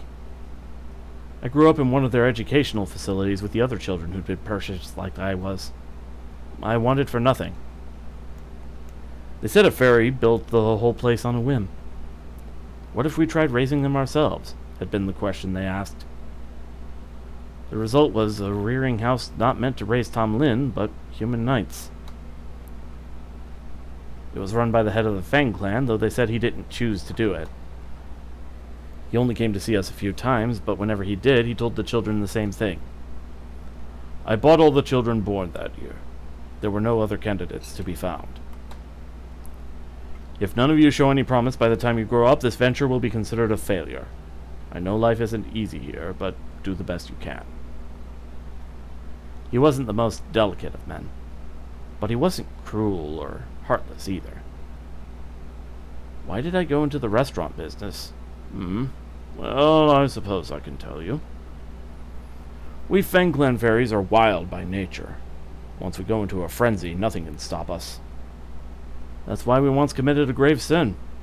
We wiped out an entire clan for the smallest of reasons. So the Fang clan needs to learn etiquette, good taste, and moderation. We're better off as vegetarians than carnivores. That won't make up for our past sins, of course, but I want to at least try to ensure that we don't repeat them. I couldn't respect him, but I didn't hate him either. If nothing else, at least he had a conscience.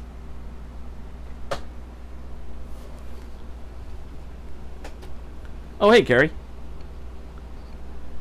Let me see that. Ah, it's Silver the Shinobi. What a welcome surprise. And by welcome, I mean, is it welcome? Because I can't exactly unwelcome you. Well, I should brush up on my villain quip grammar. Now, what was I saying? Ah, yes. Prepare to be defeated, Silver the Shinobi.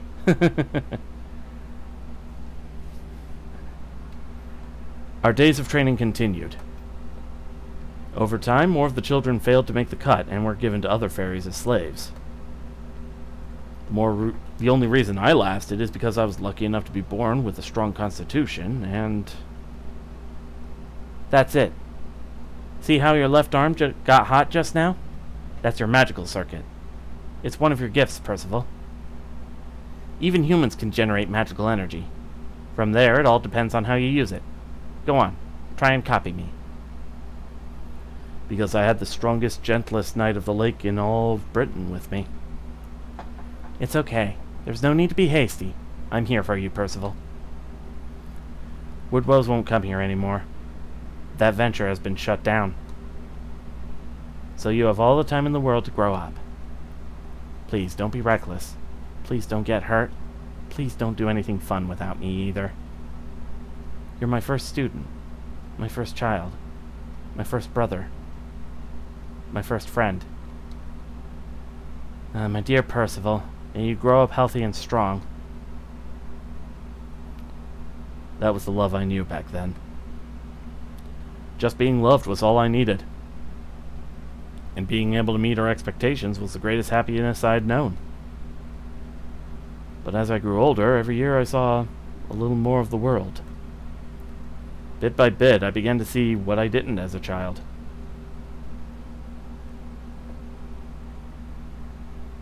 Listen, Melusine, it's terrible, just terrible! After all the work we all put into the manor, those Bones people keep messing with it. I understand their confidence, since their own manor is doing so well. But lately they've been baselessly slandering ours almost non-stop, and they're even harassing the humans who work there. I'm afraid, you know how rough they can be, right? If they did anything to the humans... just thinking about it turns my knees to jelly. Tell me, are my wings still glistening? Of course. It's okay, don't worry. We'll take care of everything. The love she knew, the love she'd been given, wasn't love at all. It was merely affection. Love was destiny, joy, death, a curse she was powerless against. I knew. Even then, I knew that it was all wrong. But love distorts all our good sense. It makes fools of the wise, and good people do evil things. It causes beauty to lose its true form. Even though she knew she was only being used, she still clung to that love. Even as it stole the happiness she should have known, and the future she should have enjoyed.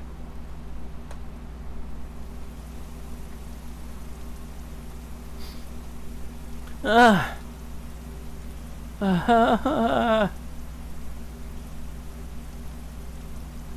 day I heard a cry of grief that tore at my very soul. It was the night I broke the rules and rushed back to the cathedral to tell her I'd been awarded the Spear of Selection. That was when I saw her lost in despair at her own foolishness. I couldn't help her or even say anything to her. I was still only 10 years old at the time. That's why I wanted to grow up as quickly as I could. I was sure that once I grew up, I'd know how to free her from that horrible curse. That's right. I'm going to save her. I swear it. I don't deserve any praise for becoming the commander of the Round Table Army. I only want to defeat the Queen to set her free. I never had any intention of fighting for all of Britain. I only wanted one thing, no matter how selfish the love that drives that want may be.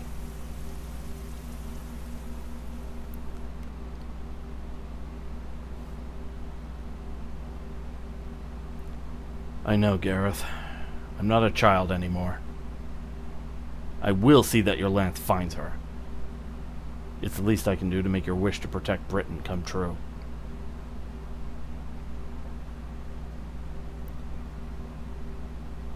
Are you here, Percival? Oh. Hello, Silver Shinobi. Something I can do for you? You have a message from Greamer. I see. 100 of my best soldiers, huh? I'll go round them up right away. Thanks for telling me. Are you alright? That obvious, huh?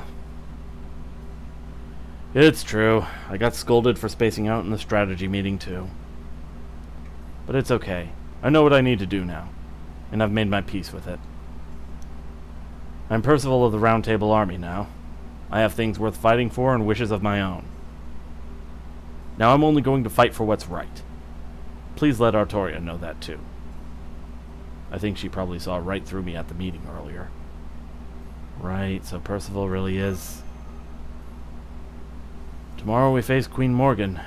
I know we're going to have to fight Lancelot as well.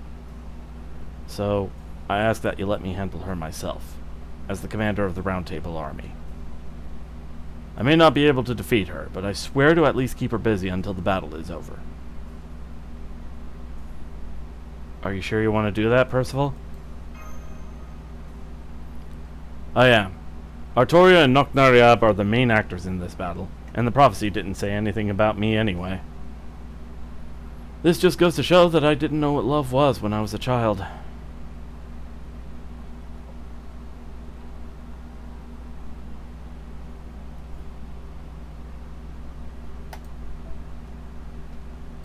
Wait, hold on. Let me double check just to be sure. Okay.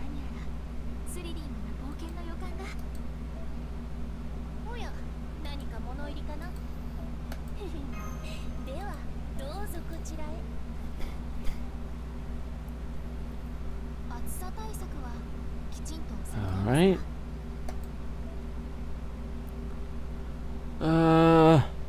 I have tomorrow off, so I think I can afford to go a little longer.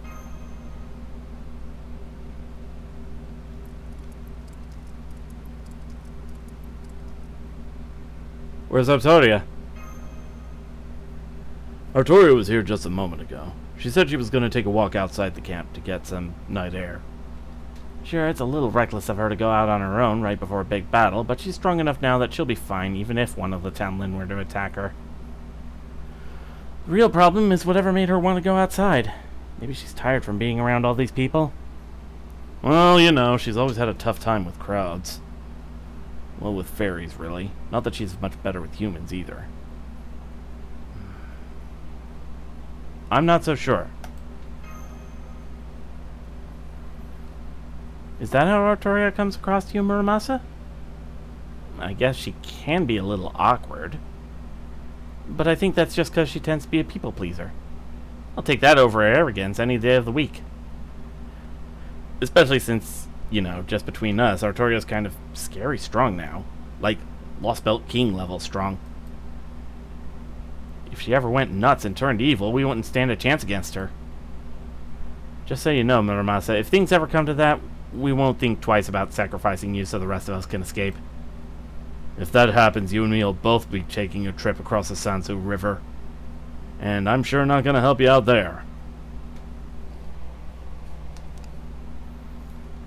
Gotta say though, you never know what life or materialization has in store. I was planning to head back to the Foreign God as soon as I'd work off what my life's worth. But this job turned out to be a whole lot longer than I expected. One thing led to another, and next thing I knew, we were only half a day away from attacking Camelot. And I'm going to be doing it together with the Master of Chaldea, too. Who'da thunk?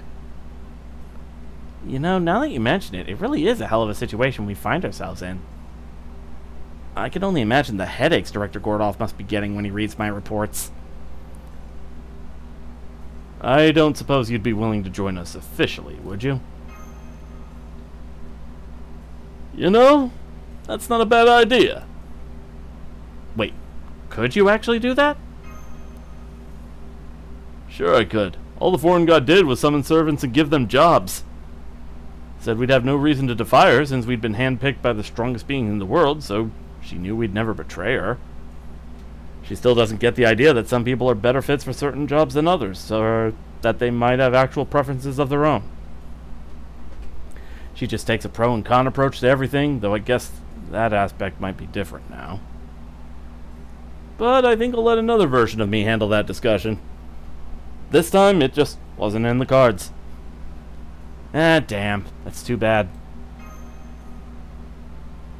I know. Make sure you hang on to that feeling, though. I could tell there was no lie or zealousness to what you said. The only reason Artoria's made it this far is because of how honest you are with yourself.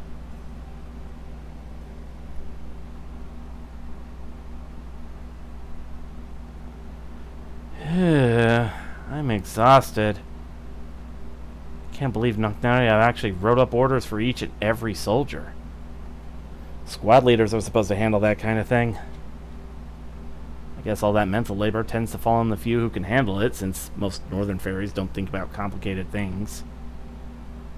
Still, thanks to that, they're all honest and trustworthy, and they're all very loyal to Nocnaria. Now that the Round Table Army has regrouped too, the battle tomorrow should play out just like the prophecy said. Morgan will be defeated without a single casualty. The pilgrimage went great. None of her traveling companions dropped out along the way. And the rebel army is in great shape. There's not a single soldier keeping secrets, just like in the Queen's army. All signs are pointing to a happily ever after, right, Artoria? I see. You're still hung up on Gareth. But remember, the prophecy predicted all of that. The round fortress shall burn, and the bell of water shall appear. What happened to her wasn't your fault, and she didn't desert you either. That was her fate. Is that really what you think? Of course it is. Besides, Gareth wouldn't want us to be sad about her being gone. I don't mean about her. I mean what you said about there not being a single casualty. The truth is, you think our chances of winning are slim, that the Round Table Army is going to be slaughtered, and the humans will be the first to die. And yet you're trying to comfort me by telling me there won't be any casualties. And then there's what you said about no one hiding anything, just like the Queen's army. Be honest, Oberon. You've actually known Nocnaria for a long time now, right? But you pretended you'd never met her before when she captured us after our audience with Morgan. It's true. I have. But if you'd known Nocnaria and I were friends, you never would have trusted me, would you? That's not all of it. When we saw Mash for the first time back in Norwich...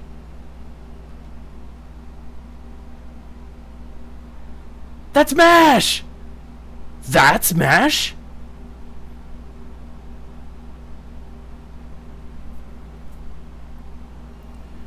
You already knew who Mash was, but you pretended not to. You also knew she was in Sheffield, but you didn't tell us. You kept it from Silver Shinobi so he wouldn't go looking for her there.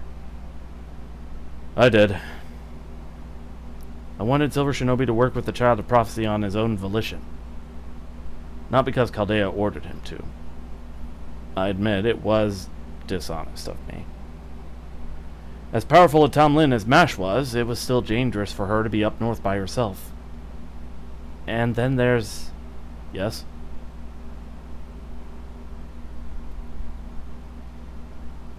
You could say one of the reasons I'm so overly invested in Britain's welfare is their kindness. Who says they're worthless or incapable of doing anything? They might be powerless, but they were the only ones who cared for me.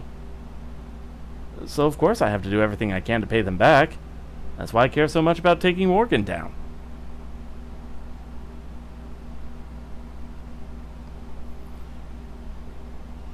And then there's the fact you were gone on the morning of our battle with Woodwose' army.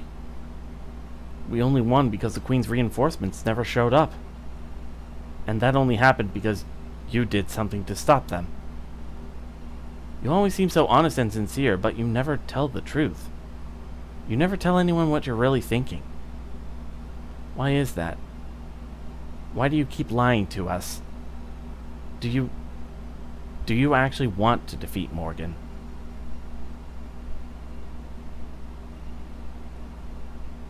Of course I do. There's not a fairy in Britain who's worked harder to bring her down than I have. I want to destroy her fairy Britain with every fiber of my being.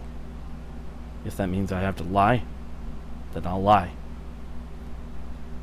Besides, I'm not the only liar here, Artoria. You haven't been truthful about why you've come this far. Your true motive has nothing to do with saving Britain. And I'm not the only one who's figured that out. Silver Shinobi is catching on too.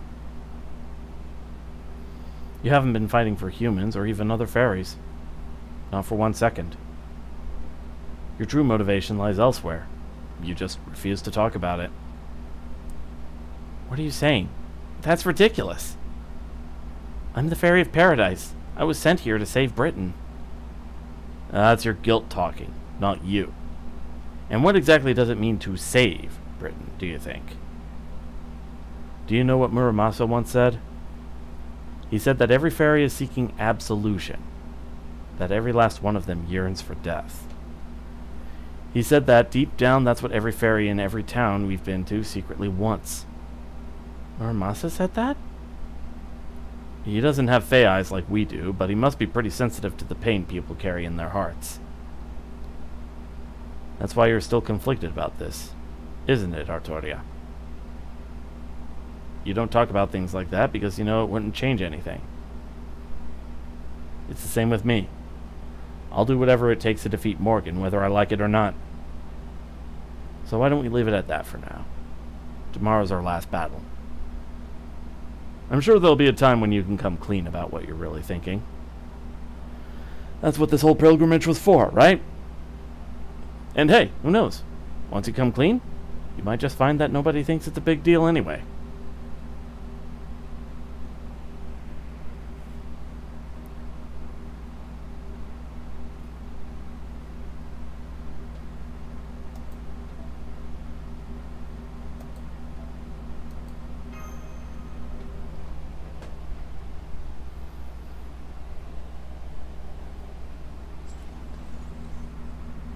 It seems Knocknariev's army and the Round Table army have rendezvoused. I still can't quite believe Her Majesty didn't even try to stop them. It's one thing to give your enemy a fighting chance, but this is far too generous. Between the Child of Prophecy's protection and the King Clan's Fey domain, our forces should be evenly matched. I'm sure Her Majesty means to crush them, but there's still a chance they could get lucky. If our forces are evenly matched, then there's no chance of them winning as long as you and I are here. The two of us alone could end this right now, whether the High Queen is here or not. I could destroy Knocknariev's army on my own, and you could do the same for the Round Table army. We're already being nice by giving them till morning. There's no sense meeting them on their terms. The only ones we need to be wary of are the foreign mage, Galahad, the two servants, and Percival. But I can handle all of them on my own, too. They're all fairly good fighters, but none of them can match me in the air. The only fairies who could fight me on even terms are High Queen Morgan, or you in a larger form. If I were in their shoes, I'd want at least twice the forces they have now before challenging Camelot. But unfortunately for them, the soldiers from Salisbury coming to join them have only just crossed the western plains. The Fang clan might have helped tip the scales if they'd gone over to their side, but they're nowhere to be seen lately. They don't have a chance. The rebel army dies here. Einzel's prophecy will never come to pass. Assuming they don't secretly have a unit equivalent to one of us Tamlin on their side. Indeed. As long as they lack a Tamlin of their own, they don't stand a chance. Her Majesty ordered me to only kill soldiers that make their way into the castle town. So I'm going to patrol the air and take care of any soldiers that try to get past the ramparts. The knights Her Majesty is stationed in town will never get a chance to fight. And of course, they'll never get through the main gate. Not with you guarding it. Part of me feels a little bad for crushing them so thoroughly, but there's no escaping reality. Fairy Britain's last war will end with a whimper. There won't be so much as a single surprise. The last war, True, I doubt there will ever be another rebellion of this size. But the calamities will not end here, and Her Majesty has no intention of stopping the Great Calamity. Our victory here won't do anything to stop most of Britain's fairies from dying. Do you not think that's sad? Does it not make you question the point of winning this battle? I'm surprised to hear that from you, our guest. I didn't think you thought about those kinds of things. Woodrow said that fighting is the Fang Clan's instinctual drive, and pitting themselves against powerful foes is their greatest pleasure. There is truth to that. I won't deny that there is a part of me that's a little different from a blood-starved beast, too. The one thing Balbancy and I have in common is that I, too, cannot help myself from dominating the weak. Just, taking that out of context. But that is my own personal issue. Not one that affects all of Britain. I see. You did become a Tom Lin to protect Britain, didn't you? I'm afraid I don't share your aspirations, though. The name Her Majesty gifted me is a hindrance, not a help. I'm an airborne fighter, not a knight. Human swordplay only slows me down. I accepted this name in spite of that to remain as Lancelot. I think it was about 100 years ago when my body began showing signs of anomalies. My love for her maintained my form up until then, but even that couldn't last forever. Her Majesty saved me from that fate. Without this Tom Lin name, I would have reverted back to my old self. I don't serve Her Majesty for Britain's sake. I serve her to preserve this form. That's why I don't quite understand what you're talking about. No, that's not true. I do understand. I've just chosen not to think about it. Because I have something else I care about more. Something you care about more than Britain, I do too, as a matter of fact. I at least want Adonis to live out his natural life. I doubt you have anything like that yourself, though. That's why I envy you. High Queen Morgan has no love in her, but she does trust you implicitly. She'll always send for you, no matter how many times you fail her. No wonder Woodrose is jealous of you. No love? Her Majesty? No. I suppose you're right. She has always and only ever loved this land. I owe Her Majesty a debt as well. I wouldn't be here today without my gifted name. Her Grace made me who I am. Even if she only offered it to control me, a debt is still a debt. However, I cannot repay that debt any further. I have to protect Britain's future. And his.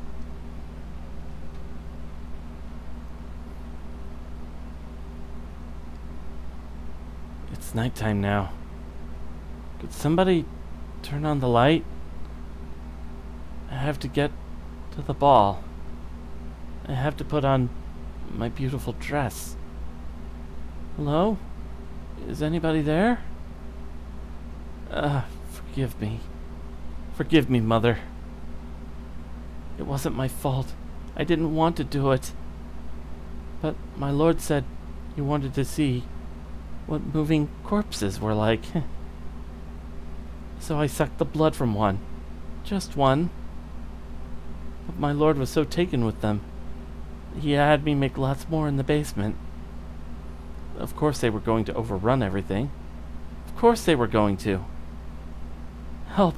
Help! Somebody please help them! I'm hopeless on my own. I've never been any good on my own. I never had anything of my own. That's why nobody ever helped me. I have no power, no special skills, no friends. If Mother abandons me too, then I won't have anything at all.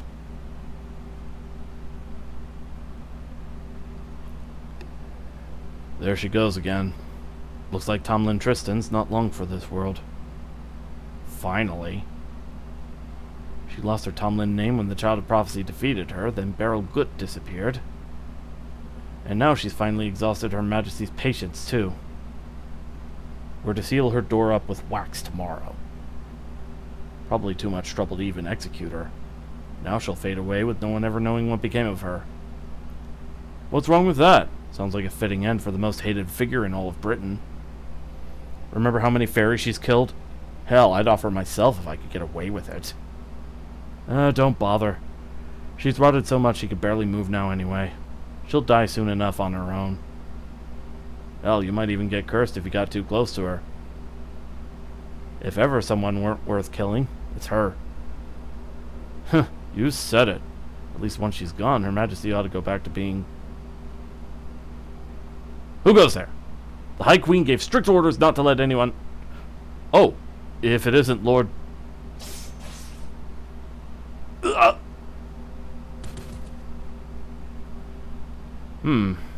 I wasn't told there would be guards here. I hate to do that to them when they couldn't be getting paid much, but from the looks of it, I'm sure their next generations will show up soon enough. I got the key from them. Shall I open the door? Of course. Apparently she's bedridden now, so do be gentle with her. But don't be afraid to get rough if she acts up. We don't have any time to waste. Yes, sir. Come on, let's go.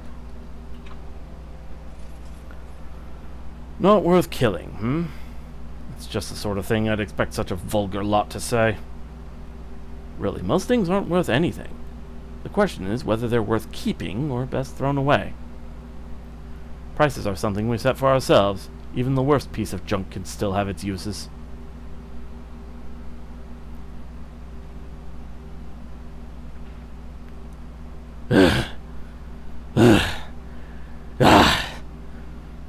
I have to make certain. I have to ask her. Majesty. Majesty. High Queen Morgan. It can't be. That can't be right. Oh, how wonderful. How good to see you're still alive and resolute as ever. I couldn't believe my ears when Spriggan asked me to take you in. But it looks like you really did survive. Coral, do treat his wounds, won't you? Use the best magical powder we have. Thank you, Aurora. You really are a beautiful fairy. I'm sorry I doubted you, even for a moment. It's no use. His chest wound refuses to close. Not even the magical powder can help him now. Besides, the Round Table Army won. Wouldn't it be, well, dangerous to harbor Lord Woodrose now? We mustn't give up. We'll gather all the medicine in town if we have to. It doesn't matter which army won that battle. Now that the battle is over, we can't let him die. He's the proud head of the Fang clan, after all. He's kept Britain safe for hundreds of years. He doesn't deserve to die so miserably. Aurora. Aurora. How could I have been so foolish? If I'd only heard your voice to begin with. No, don't try to talk, Woodrose. You need to conserve your strength. I can hardly believe it. I wanted to dismiss what all the fairies have been saying about Her Majesty cutting the Fang clan loose as a mere rumor, but... Rumor? What rumor? What did the High Queen do to us, Aurora? Oh, poor Woodrose. And you really didn't know, did you? The Queen never did send you any reinforcements. She hates the Fang clan for how many humans they consume. And meant for both sides to fall in that battle. Her Majesty only trusts the Tomlin now. That's why she didn't even send anyone to look for your body. It pains me to say this, but she abandoned you and your Fang clan, Woodrose. She thinks you're nothing more than old guard dogs who have outlived their usefulness.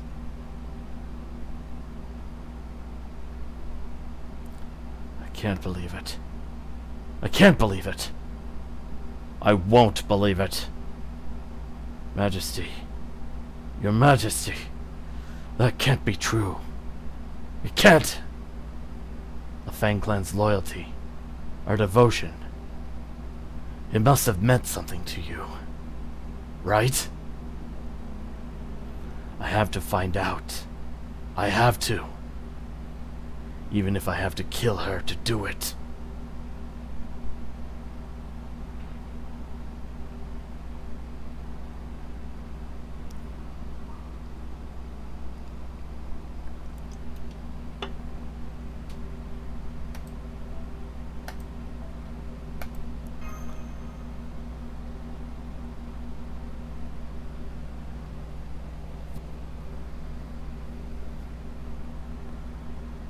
Oh? What are you doing outside the camp? Are you so amped up you can't fall asleep? I could ask the same of you, Oberon. What are you doing here? Artoria seemed like she still had some doubts, so I thought I should check in on her. Our armies might be evenly matched, but they've still got the Tom Lin on their side. If we give them so much as a centimeter, we're done for. So I gave her a little pep talk. I said, hey, Artoria, you know what King Arthur really means? It means King of Bears. And boy, was she surprised. I can see it all too well.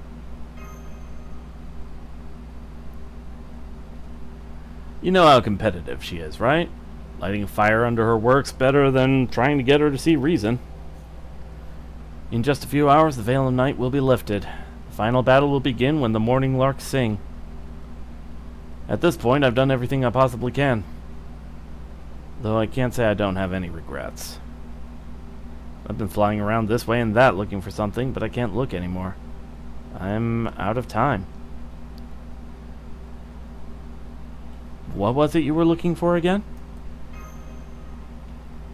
A star. A star that'll forever be beyond my reach. But we can talk about me some other time. Truth be told, I'm not used to being open about my feelings. For now, you should head back to the tent and rest up.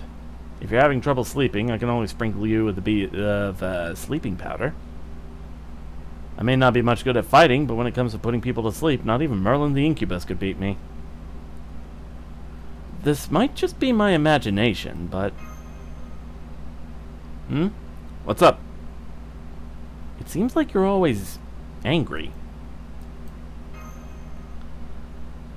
Yes, I suppose I kind of am. Truth to tell, I've been a little upset ever since I've heard you've all been going around erasing lost belts. Not at you, you understand. More at those who'll learn the stories later. I know it can't be helped, of course. Every event ends up as just a story to the people who aren't involved in it. Decades after your adventure is over, it'll all be written up in some report. Those who read it won't think of it as anything more than a lesson to be learned. That's what I can't stand.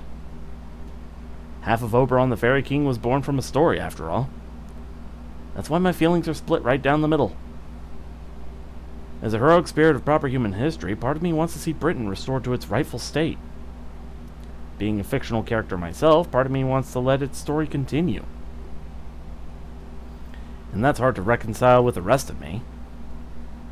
I'm okay with excising lost belts to bring back proper human history. We wouldn't exist if not for the latter.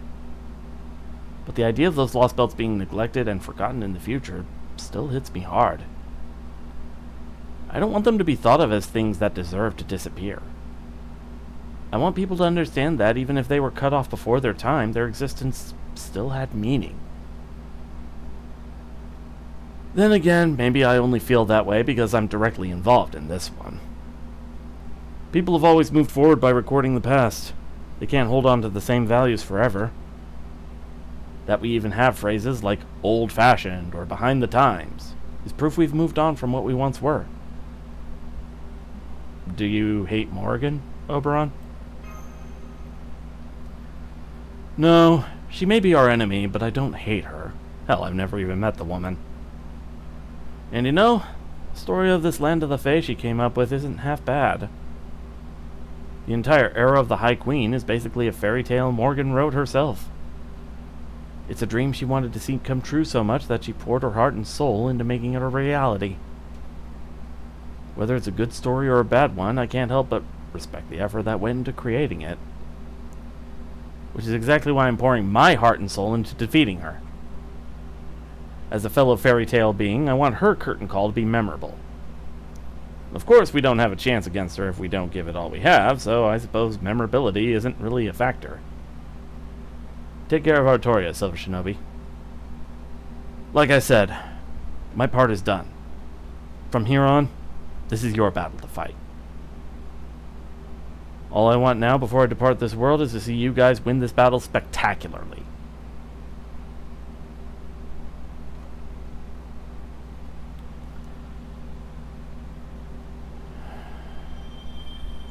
Alright. So I guess that means tomorrow we're going to begin our raid at Camelot. Both tomorrow in the in-game time and tomorrow in terms of stream, because I'm going to have to call it here. Alright, let me switch back to that. Alright, who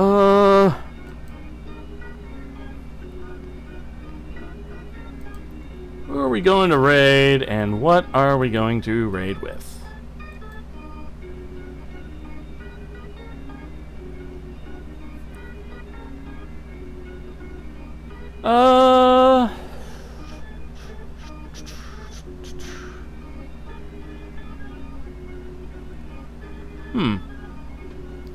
We've got a couple of options. Let's see.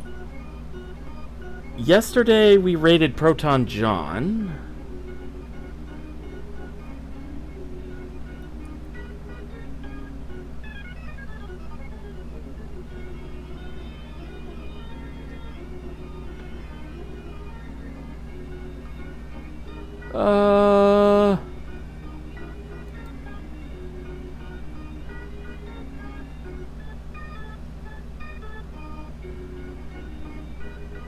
Yeah, who would be a good raid target?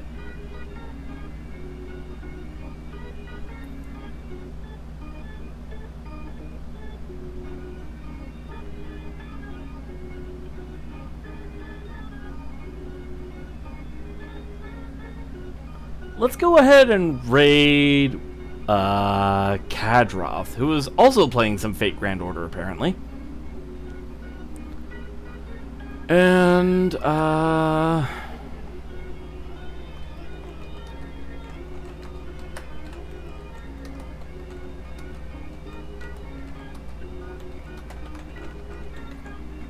oops.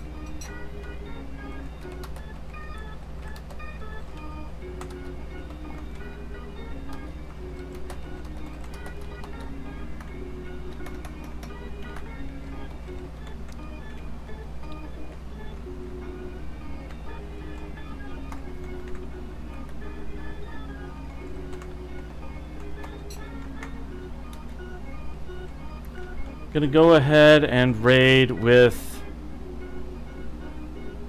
On second thought, let's not go to Camelot. It is a silly place. Ooh, actually, let's see. Before I do, I want to make sure...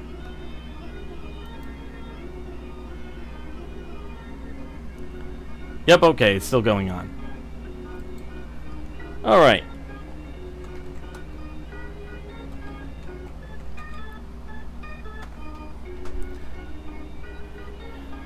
Alright. Gonna raid Kadroth. Hopefully tomorrow we get to do something for our regular stream, for our afternoon stream. And for our evening stream, we finally get to take on Morgan Le Fay, hopefully. We get to start the raid at Camelot. Alright. Whoa! Hey! Oh, hi, Silver. You just caught me at the end. Damn it. Yeah. Anyway. Well, I do have some news for you. Morgan has managed to extend the invite to one Nolan Grayson, better known in superhero circles as Omni-Man. Huh. Of course, Right, rating. Nolan is a bit